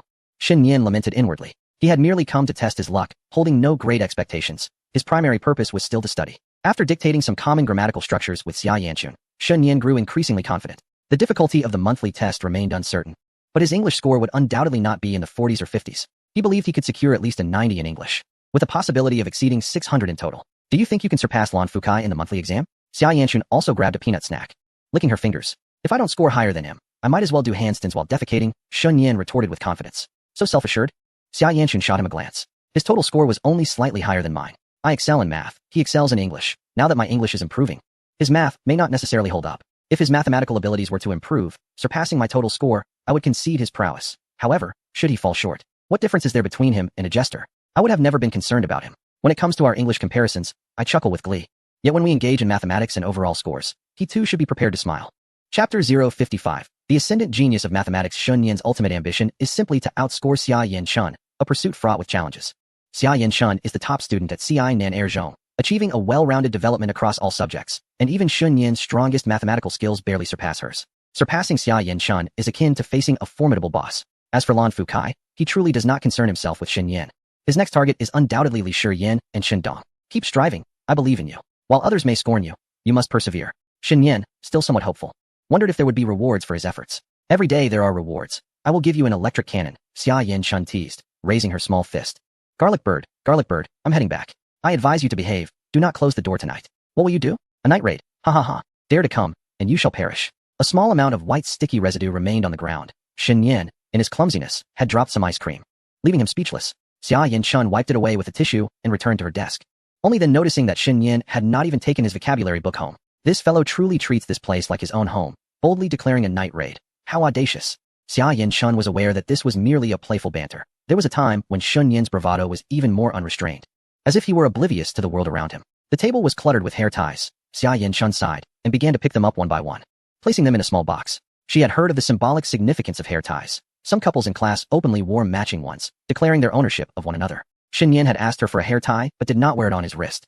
She wondered what he intended to do with it. Perhaps fashion a bow and arrow? Shen Yan's thought process often defied logic. The next day, Monday, brought with it a light rain. Shen Yan purchased breakfast, balancing an umbrella while eating on the go. Xia Yanxun walked ahead, carefully watching her steps, avoiding the proverbial landmines on the sidewalk. She pulled out yesterday's English vocabulary book from her small backpack and unexpectedly handed it back to him. You startled me. I thought you were slipping me a love letter. Your appearance isn't remarkable, yet your thoughts are quite fanciful. Xia Yanxun smirked, shifting the conversation. Oh, so you've always harbored such fantasies, imagining I would someday present you with a love letter? Whoa, is that a rebuttal? You've got skills, Shen Yan replied, unperturbed, keeping pace alongside her, the large umbrella casting a shadow over half her face. raindrops cascading off its rim. Xia Yin-chun nudged him slightly, retracting her umbrella. Shen Yin slowed his pace, stepping back behind her. Xia Yin-chun remarked, "Is this an unavoidable encounter?" The stars of the human light crowd twinkled. Xiainan's weather is notoriously unpredictable. Just days ago, it was scorched by the sun, and now a gentle rain falls, accompanied by an autumn breeze, bringing a refreshing chill. While the classroom air conditioning remains off, Chen Dong arrived earlier than Shen Yin and, upon seeing him, turned to face Shen Yin. "I glanced at your weekly test results, and we scored the same. Isn't it simply a matter of having hands?" Shen Dong ranked 5th in the class, and given his score, Shen Yin's performance would undoubtedly be commendable as well. He had specifically targeted the English weekly test and achieved a score of 92. A few points were lost due to oversight. Avoiding minor mistakes could elevate his score even higher. Learning is exhilarating. Shen Yin had truly become a dedicated scholar. Quite impressive. You little rascal. Though you may look rather shabby, your diligence has granted you a semblance of humanity. Are you insulting me? You wouldn't believe me if I told you. Shen Yin laughed and retorted, "Do you really think the pictures I sent you are fabricated? I'll concede your prowess. By the way, when did you start dating? No relationship yet. Isn't that ambiguous?" Upon hearing this, Chen Dong burst into laughter. "You handle your papers, and I'll manage my ambiguities. You send me those competitive photos to annoy me, and I'll reciprocate with ambiguous pictures to vex you. Rarely do we find true brothers. So, just ambiguity without romance, huh? Be careful not to get caught in a love triangle. My childhood friend, why would I do that? Oh my, you're still clinging to childhood bonds." Shen Yin grinned, marveling at anyone who could cherish their childhood companion. "If it were me, I'd find it too familiar to pursue. Then you must be quite the romantic. Childhood friends are essentially destined partners." In the background, Xia Yin-chun peeked like a curious kitten, eavesdropping on the boys' conversation from behind a stack of books. The notion that childhood friends are destined partners is quite the statement. It seems Chun Dong shares a peculiar trait with Shen Yin. It stands to reason. They must resonate on some level to get along so well. That is quite the radical assertion, unfathomable. Shen Yin could not agree with Chun Dong's perspective. Childhood friends should indeed be natural rivals. Shen Dong waved his hand dismissively. "I cannot discuss this with someone who lacks childhood friends." Shen Yin chuckled silently. Ma Mingfan had been listening to their banter, unable to interject, primarily due to his enduring singlehood, having never even held a girl's hand in 18 years. He found it challenging to join the conversation. How frustrating. Why is there no Xiao Nanliang in our class? Outside, a light rain fell. And today as flag-raising ceremony was cancelled. The window was open, allowing the autumn breeze to carry in the autumn rain, dampening the desk beside Shen Yin. Wait a moment. Autumn breeze, carrying autumn rain? There is a whiff of melancholic literature in the air, and someone seems to be drawn to it. "May I sit here?" Chen Xiuyu asked with a glimmer in her eyes, pulling out the chair beside Shen Yin. Shen Yin, filled with questions, nodded. He then observed as Chen Xiuyu transformed into a melancholic maiden, holding a palm-sized novel, her hair cascading down, propping her chin with her left hand. A hint of sorrow adorning her face. Day after day, who has bothered her? "Are you alright? Is your huabei still unpaid?"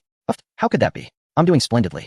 Shen Yin contemplated finding a topic to prevent Chen Xiuyu from spiraling into despair. "You didn't score 59 on this week's math test again, did you?"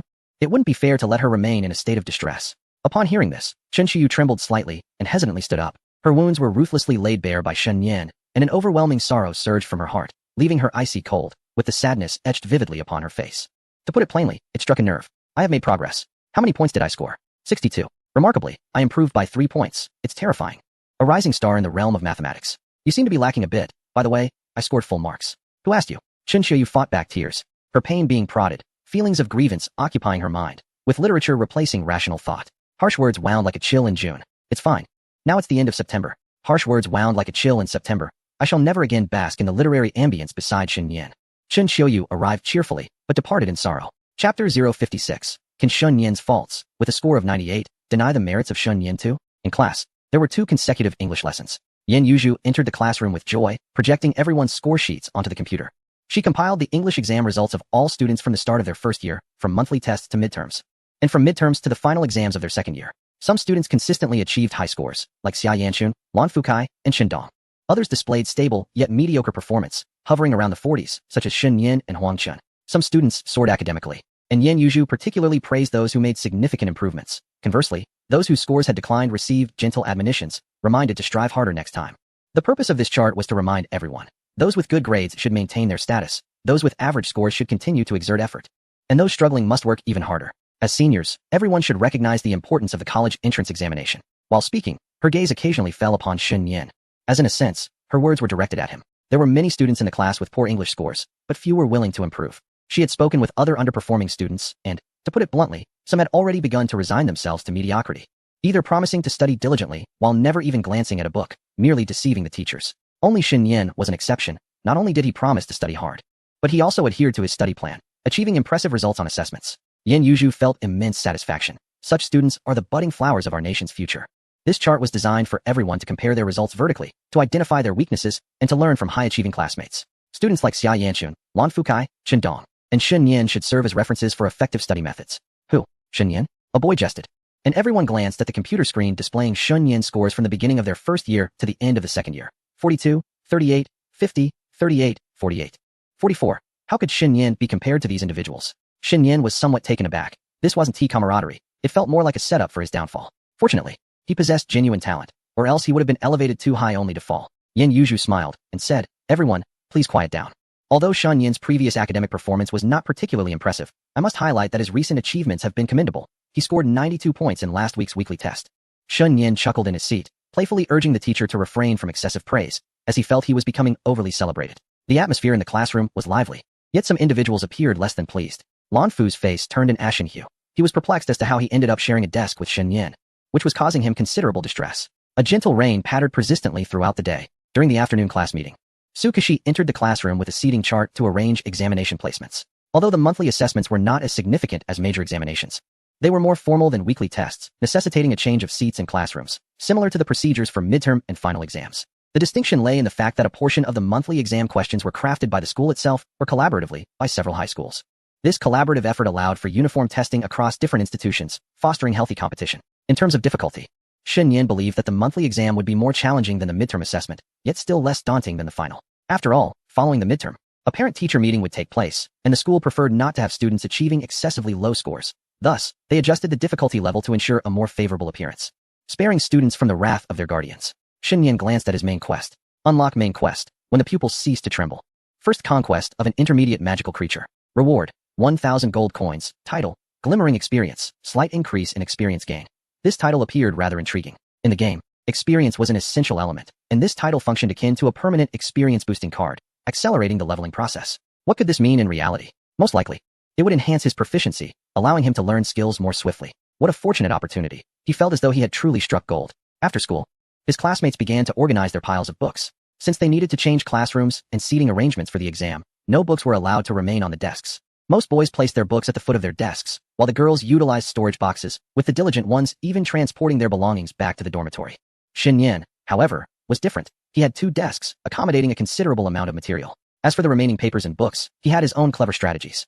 Help me put them away. No, the box belongs to Shi Yin. Xia Yanchun twisted her body, refusing to comply. Shen Yin turned to Li Shiyan, weighing the stack of papers and miscellaneous books that stood an inch tall. Before he could speak, Li Shiyan relented, obediently opening the storage box's lid for him to place his items inside. Ah, the little loli is quite helpful, Shen Yin thought with appreciation. From a stunning 37-year-old beauty to a 37-year-old loli, she had now transformed into a pure loli. Li Shiyan, feeling aggrieved, thought it unfair to be labeled as such when she was nearly 1.60 meters tall and perfectly normal for a girl. With her small fists clenched in frustration, she vented her feelings during class by drawing a stick figure on her draft paper, inscribing Shen Yin's name beside it, connected by a long arrow. Then, she drew a character reminiscent of the popular 4399 game, the Super Poop Man Shen Yin. Go to hell, she scribbled. During an entire class, Li Shiyan unleashed her frustrations upon Shen Yin, feeling a sense of relief as she believed no one could challenge her. Look, Xia Yin Chun, Shen Yin has been humiliated, she whispered conspiratorially, showing her the sketches. Such bold strokes, Xia Yin Chun remarked earnestly. Indeed, Shen Yin deserves this. Li Shiyan mused about their shared secrets, wishing to engage in a lifelong bond with Xia Yin Chun. Upon Shen Yin's return from the restroom, he glanced at the 2 girls, teasingly stating, "Oh, you can draw? And you've even written my name. What's this all about?" Xia Yin Chun remained indifferent, while Li Shiyan felt a twinge of embarrassment. "And no, nothing significant," she stammered, hastily closing her sketchbook and attempting to laugh it off. "Did I just see something unsightly?" Shen Yin quipped. "No, you must have been mistaken. Even the blind can see there's something amiss in your heart," Shen Yin retorted, feeling quite jovial that day. He rummaged through his bag and distributed snacks to those nearby. When he reached Xia Yin Chun, he generously offered her an extra pack of gum. "Here, don't say I'm not looking out for you. What are you pretending for with that gum?" Xia Yin Chun replied, exasperated. "Come on, little classmate, no need to be polite," he insisted. "Thank you," Li Shiyan exclaimed. Her cheeks flushed as she admired the 2 packs of chips on the table, feeling slightly regretful for having previously insulted Shen Yin in her sketches. Though he was mischievous, fierce, and enigmatic, he also possessed redeeming qualities. Can one truly dismiss Shen Yin's virtues because of his flaws? Today, with only 1 chapter remaining, I humbly ask for your understanding. Chapter 057. Chun Bao, you are soft and fragrant. Shen Yin was ever generous. Even if the little girl had drawn a caricature of him in her notes and ridiculed him, he would simply take it in stride. Being magnanimous is a traditional virtue of novice adventurers, perfectly normal. At the back of the classroom, a seating chart was posted, with several classmates chattering away. Finding it noisy, Shen Yin pulled Chen Dong into the hallway for a chat. Do you really have a childhood sweetheart? Yes, from the neighboring school. Oh my, still a top student. What is their name? None of your business. You're not seriously trying to one-up me, are you? Shen Yin teased. Scram. If I encounter a bull-headed person, I'll take them down one by one. Just because I'm not a bull-headed person doesn't mean you can slander me. Isn't it natural for a father to care about his son's future? Chen Dong furrowed his brow, feeling that the third floor wasn't too high, contemplating whether to provoke Shen Yin further. You're really going to spill the beans? Wow, so you're a parasite now. All right, Chen Dong retorted, hiding his true feelings. Although he didn't indulge in certain behaviors, he still retained a trace of innocence. Why have you never mentioned this before? Shen Yin pressed. It was hard to believe that Chen Dong was in a relationship or had any romantic entanglements. His social media was filled with gaming shares, and they had never broached such topics. Some flaunted their romantic interests, but Chen Dong kept his matters under wraps, as if guarding a treasure. There's nothing to say. You never asked. Indeed, please treat me to a beverage. Is it a matter of exploiting the situation from the very start? Very well. Shen Yin successfully obtained a bottle of cola, yet on the way back, Chen Dong's chatter was incessant, vocally berating the principal of the second school and the proprietor of the canteen. The rent at BYD school is exorbitant, consequently. The prices of the canteen's goods have also risen steeply. A cola that sells for 3 yuan outside is priced at 4.50 inside, a 50% increase. How absurd. Why not go out and make a fortune, these foolish individuals? Indeed, Shen Yin concurred, the school's fees are high, which is why he prefers to stock up on snacks from outside to fill his backpack, purchasing only ice cream within the school. It is rumored that the canteen is monopolized by a relative of the principal who has come to the second school. With the school's exorbitant rent and the canteen's inflated prices, Shen Yin refrains from taking sides, criticizing both equally. During the final session of evening study, as exams approached, the students were devoid of motivation to study. Su Kishi, on duty at the podium, paid little heed to discipline, turning a blind eye to the hushed whispers around her.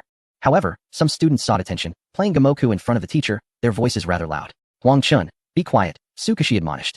Huang Chun immediately feigned innocence. Yet before long, he started to chatter again. Huang Chun turned slightly, engaging in conversation with the girl behind him. Lin Shiyuan, we will be in the same classroom tomorrow. Lin Shiyuan replied nonchalantly, merely glancing at Huang Chun. We're seated quite close, ahem. What do you wish to convey? Just, don't obstruct my view, haha.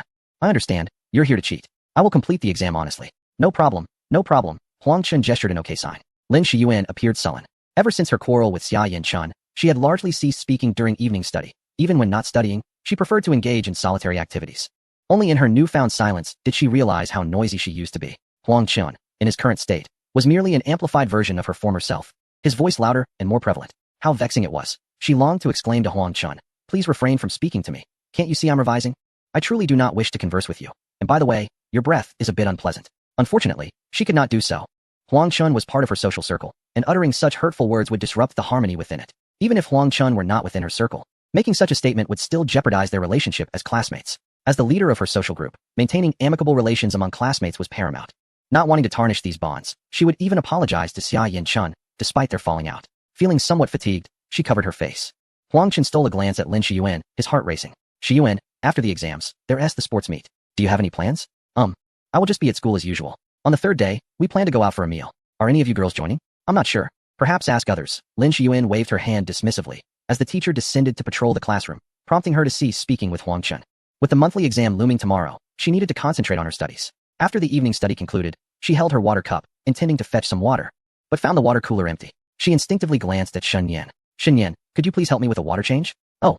Shen Yan swiftly replaced the old bucket with a new one, as changing the water is a duty that one must assume as a monarch on their throne. Thank you. No problem at all. Shen Yan grinned and patted Xia Yin Chun's shoulder before departing. All right. Xia Yin Chun nodded her head slightly, shouldering her backpack as she exited the school gate alongside Shen Yan. Lin Shiyuan stood frozen in place, lost in thought, allowing the water to overflow the cup. Along the way, numerous street stalls were in sight, and Shen Yan purchased several skewers of fried food. Don't look at me. I'm not sharing, he said. Who wants your food? As if anyone is broke here, Xia Yin Chun retorted, rolling her eyes as she bought her own portion and consumed a good portion of it on the way home. Which class are you in?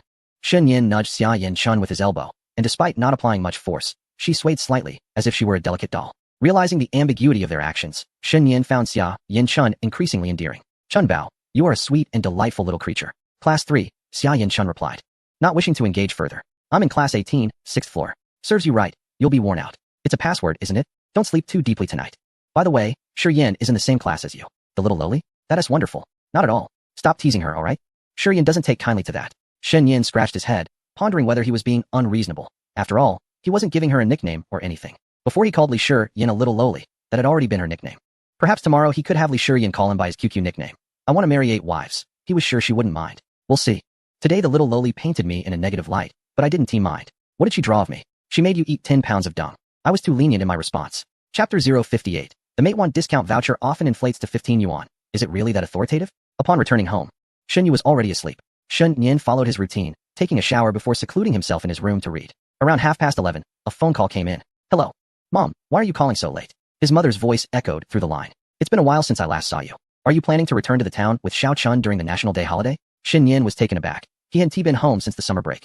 And with the time elapsed since the second semester of his sophomore year, it had been nearly 6 months since he last visited the town. During this time, he hadn't even made a video call. Although he was staying off campus, to his parents in the town, there was little difference between staying in or out, as they couldn't see each other often. Yes, I'll come back for a few days during the National Day, he replied with a smile. Great. You miss me, don't you? Why don't you come over to play? Who misses you? I'm coming back to help with chores. Shin Yin's lips twitched as he listened to his mother continue. I saw in the parents group that you all have a monthly exam coming up, right? Yes. How's your studying going? Not bad. Good luck on the exam. If you don't do well, your mother will treat you to bamboo shoots and barbecue. That's a true mom speaking. The following day, Tuesday, marked the day of the monthly exams. The classroom, once cluttered with textbooks, now felt rather spacious. Those who had brought their books diligently reviewed their notes, while others, too lazy to study, rested their heads on their desks, struggling to stay awake. A mere glance at the mathematics text rendered them lifeless. Shin Yan, having only slept for 4 hours, appeared remarkably energized, displaying an astonishing vigor. Capable of consuming 3 large bowls of rice in one sitting. Previously indifferent to the monthly exams, he now had to pay attention, as formidable challenges awaited him. At 9 o'clock, the examination commenced, and students throughout the building were bustling about, the narrow staircase becoming exceedingly congested. Shin Yin turned his chair around and, with pen in hand, stood for a moment in the corridor, bemused by the crowd. Chen Dong shared his sentiment, expressing his overwhelming fatigue. Am I really that tired? He questioned, to which Shin Yin replied, it's simply fatigue. Absolutely drained. Chen Dong chuckled in response, acknowledging the oddity of feeling exhausted despite having slept the usual amount. You study late into the night, yet the next day you're full of energy. It's infuriating. Why am I infuriating? Shin Yin retorted. I don't know. Perhaps just a routine of dying a little each day. As the crowd in the stairwell thinned, Shin Yin and Chen Dong made their way to their respective classrooms. Some students preferred to linger in the corridor, seizing the opportunity to review a bit more. As for the Chinese exam scheduled for the morning, Shin Yin noticed many focusing primarily on classical poetry, with some even writing notes in the palms of their hands. Having nearly memorized the required poems, Shin Yin felt confident. Apart from English, he had no weak subjects, and his greatest vulnerability had vanished. He then caught sight of Li Shiyan, who was also leaning against the railing, her demeanor adorably earnest. The wind tousled her bangs, occasionally causing them to stray into her eyes and mouth, prompting her to swat them away in frustration. Charmed, Shin Yin quietly approached her, clearing his throat before softly calling out, Li Shiyan. She appeared momentarily bewildered, questioning if she had indeed heard her name called by the familiar voice. If it were Shin Yin, he would surely have referred to her as lowly classmate or lowly girl. The thought irked her. After all, she was quite capable. With a sigh, she resolved to fetch 2 sheets of draft paper from the proctor to continue aiding Shin Yin with his studies. Noticing her lack of response, Shin Yin called out again. Lowly girl? Ah. Li Shiyan gasped, startled to find Shin Yin beside her. He stroked his chin, bemused. He had previously resisted being addressed in such a manner. Yet now he found himself needing to call her lowly girl to get her attention. How delightfully tsundere. What are you doing here? She stammered. We're in the same class for the exam, didn't you know? Oh right. Why are you just standing there? Go in for the exam. Okay, just a moment. Shin Yan called her back. Li Shiyan, taken aback, froze in place, feeling conflicted. Although uncertain about his intentions, she understood that it was Shun Yin, which usually meant trouble. Throughout their first and second years of high school, her interactions with Shun Yin had been minimal, merely typical classmates sharing casual conversations and laughter. However, in their final year, their exchanges had noticeably increased, albeit with a tinge of melancholy. What's the matter? If Shun Yin intended to torment her, she would kneel down and beseech him to cease his antics, only to hang herself from his seat the following day. Shin Yin pondered for a moment and chuckled. Do you usually have good fortune? Huh, what do you mean? I mean luck, like stepping in dog droppings or finding money. Have you experienced such things? The conversation took an unexpected turn, and Li Shiyan let out a small sigh of relief. Although she was uncertain of Shun Yin's intentions, she contemplated for a moment. She often found money as a child but seldom did so now, and she had never stepped in dog waste. Shin Yin sighed in frustration. It seemed Li Shiyan was indeed not the goddess of fortune. However, my Matewan vouchers often inflate to 15 yuan. Is that considered good luck? Wow, that's impressive. Those who win the lottery often claim to be lucky, and Shun Yin scoffed at the notion. Yet, the frequent inflation of Matewan vouchers to 15 made him envious. That's quite authoritative. With a stroke of luck, if the vouchers inflated to 15, one could reap 400 yuan, a true adversary of capital. If there were more individuals like Li Shiyan, capital would surely crumble. This was not merely the goddess of fate. Shun Yin envisioned residing in a grand villa with 2 maidens with white hair. What's wrong? Li Shiyan tilted her head, appearing somewhat foolish. Shin Yin straightened up and asked, could you wish me to excel in my exams, answering everything correctly? Huh. Quickly, the exam is about to begin. Li Shiyan bit her lip. I wish you to excel in your exams, answering everything correctly and achieving higher scores. Shun Yin remained silent, gazing at Li Shiyan for an extended period, seemingly awaiting a response from the system. Alas, there was none. He could not discern whether it was his approach that was flawed or if Li Shiyan was genuinely not the goddess of fortune. Come on, system. To win 400 yuan with a stroke of luck and for mate won vouchers to inflate to 15. How could this luck possibly be deemed insufficient?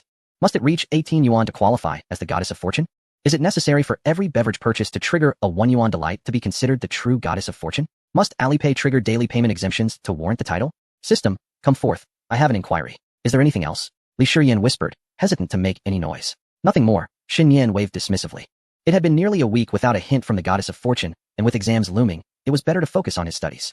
I shall enter the classroom now. Shun Yan nodded, stepping into the classroom just as the early bell rang, the sound of the proctor's heels echoing in everyone's ears. Chapter 059. They say reciprocity is a traditional virtue. The proctor was Su Kashi, who rarely dressed formally, appearing as if she had made a special effort for the occasion. Shun Yan understood. After all, a proctor sits all day, and a girl must look her best, radiating beauty from the podium. The first subject was Chinese. And since Su Kashi was also the Chinese teacher, Shen Yan felt her gaze occasionally resting upon him. He dared not daydream, ensuring to check his paper meticulously after completing it, pretending to be thorough. Unlike math, Chinese did not seem to require much checking. A good recitation of ancient poetry was commendable, but missing a character could be detrimental. Accompanying Su Kashi during the examination was a male instructor, whose presence was undeniably formidable yet utterly passive. He merely settled into his chair, rendering his existence insignificant. Some students were reminded not to cast furtive glances and to meticulously review their examination papers. Su Kashi suddenly interjected, not specifically targeting Xin Yan, but merely adhering to protocol. Even in the absence of idle gazes, she felt compelled to utter this reminder. It bore no ulterior motive, merely serving to intimidate those contemplating dishonest means. Each time she observed those furtive students startled into feigned busyness with their papers, she couldn't help but chuckle. Such amusement was delightful. Xin Yan, momentarily believing Su Kashi was addressing him, straightened his posture, as he was indeed guilty of wandering eyes. The primary examination stretched for 2.5 hours, and by the time they collected the papers, it was already 11 o'clock. On examination days, students were released 40 minutes earlier than usual, as the papers were passed forward. Shun Yin neatly stacked his, offering them to Su Kashi with both hands, a gesture of respect instilled in him by his middle school homeroom teacher. This small habit of his, while a trivial act of courtesy, was often overlooked by most, especially among his peers born in the post-2000s. Still, it was better than nothing. Perhaps it might even elicit a smile from the teacher. Su Kashi nodded, glancing at the top of Shun Yin's paper, filled to the brim with answers, which brought her a sense of satisfaction. Truly, he was the epitome of a diligent student. Should Shun Yin secure admission to a prestigious university, she could proudly boast that she had transformed an average student into a top performer. Skeptical? One could always seek Shun Yin for confirmation. The corridor was bustling with students. Li Shiyan was squeezed alongside, waiting for him to return to the classroom. The building was tall, rendering a trip to the cafeteria impractical, while Chen Dong, on the lower floor, was already indulging in delicious roasted chicken legs. He should have asked Chen Dong to fetch his meal, such an oversight. Shen Yin would have to settle for a late meal with the girls. Xia Yanchun, may I borrow your paper to compare answers? Two girls approached Xia Yanchun, eager to cross-check their responses. They meticulously compared their choices, revealing a spectrum of emotions, some elated, others disheartened. I only got 8 right. Woe is me. One lamented. Ha ha. I got 10 right. 30 points on the multiple choice section secured. Xia Yanchun giggled. My answers might not be accurate. Perhaps not precise, but close enough. Another chimed in. The girls laughed joyously, while Shun Yin squinted, finding the post-exam answer comparisons rather tedious. He preferred engaging in more intriguing, albeit taboo, discussions with the girls, topics that would earn them accolades on social media. As Shun Yin and Chun Dong remained engrossed in hypothetical discussions, the girls had ignited a rivalry between their respective fan bases. Hey, let us go eat. Xia Yanchun lightly tapped her shoulder. Let us go, it's your treat. Shin Yin replied, snapping back to reality. I'll treat you to seaweed egg drop soup, unlimited. He added, noting that it was complimentary in the cafeteria. As Shun Yin trailed behind, he observed the girls ahead of him, appreciating the high caliber of his female classmates. In the realm of science classes, there exists a prevailing stereotype that boys outshine girls. However, in this particular class, it is the girls who predominantly excel. Among the boys, only Chun Dong consistently secures a spot within the top 5, while the others occasionally perform exceptionally. Shin Yin has set herself a modest goal, to achieve a score of 600 in the upcoming examination and secure a position within the top 10 of her class, which she deems a victory. After lunch, Shin Yin took Summer Yin Chun to the convenience store, playfully offering to treat her to some peanuts. As the saying goes, reciprocity is a traditional virtue. I treat you to peanuts, and in return, could you let me glimpse your legs? Summer Yin Chun, with a forced smile, crossed her arms and retorted, I don't eat that. Ah, is Aunt Flo visiting? Then I shall indulge in ice cream right in front of you. Shin Yin cackled. Go away, how childish, Summer Yin Chun remarked, rolling her eyes. One day, you might find yourself in pain at home. And Shin Yin would undoubtedly bear the brunt of the responsibility. Are we going out later? Not at all, I wish to sleep. Then why not take a nap outside? Just find a bubble tea shop, order a drink, and then head to the bookstore for some air conditioning. Otherwise, you'll suffocate. After some contemplation, Summer Yin Chun nodded in agreement, retrieved her small pillow from the classroom, and then exited the school gate with Shun Yin. The sun blazed overhead, and after just a few steps, Shun Yin began to perspire. Summer Yin Chun had brought a single umbrella, which, when opened, cast only a small shadow, just sufficient to shield her petite frame. Could you hold it for me? And what of me? You can bask in the sun, Shen Yan grinned. Why should I hold your umbrella and suffer the sun's rays? Why not spend your money on something worthwhile instead of scavenging for scraps? As someone attempted to encroach upon her space, Summer, Yin Shun instantly expressed her disdain, shifting away. Shen Yan paused. It was not entirely unfeasible to consider being her benefactor. You wish to be supported, don't you? I would gladly exhaust my fortune for your sustenance. How much money do you possess? Can you even afford to support me? Your fortune would barely cover 2 meals. Recently, I have been quite affluent. When funds run low, I go fishing and sell my catch for hundreds. I could fish to sustain you. You are not worthy. Unfazed, Shen Yan squeezed into her space, nudging under the umbrella. There's no room left. I'm just squeezing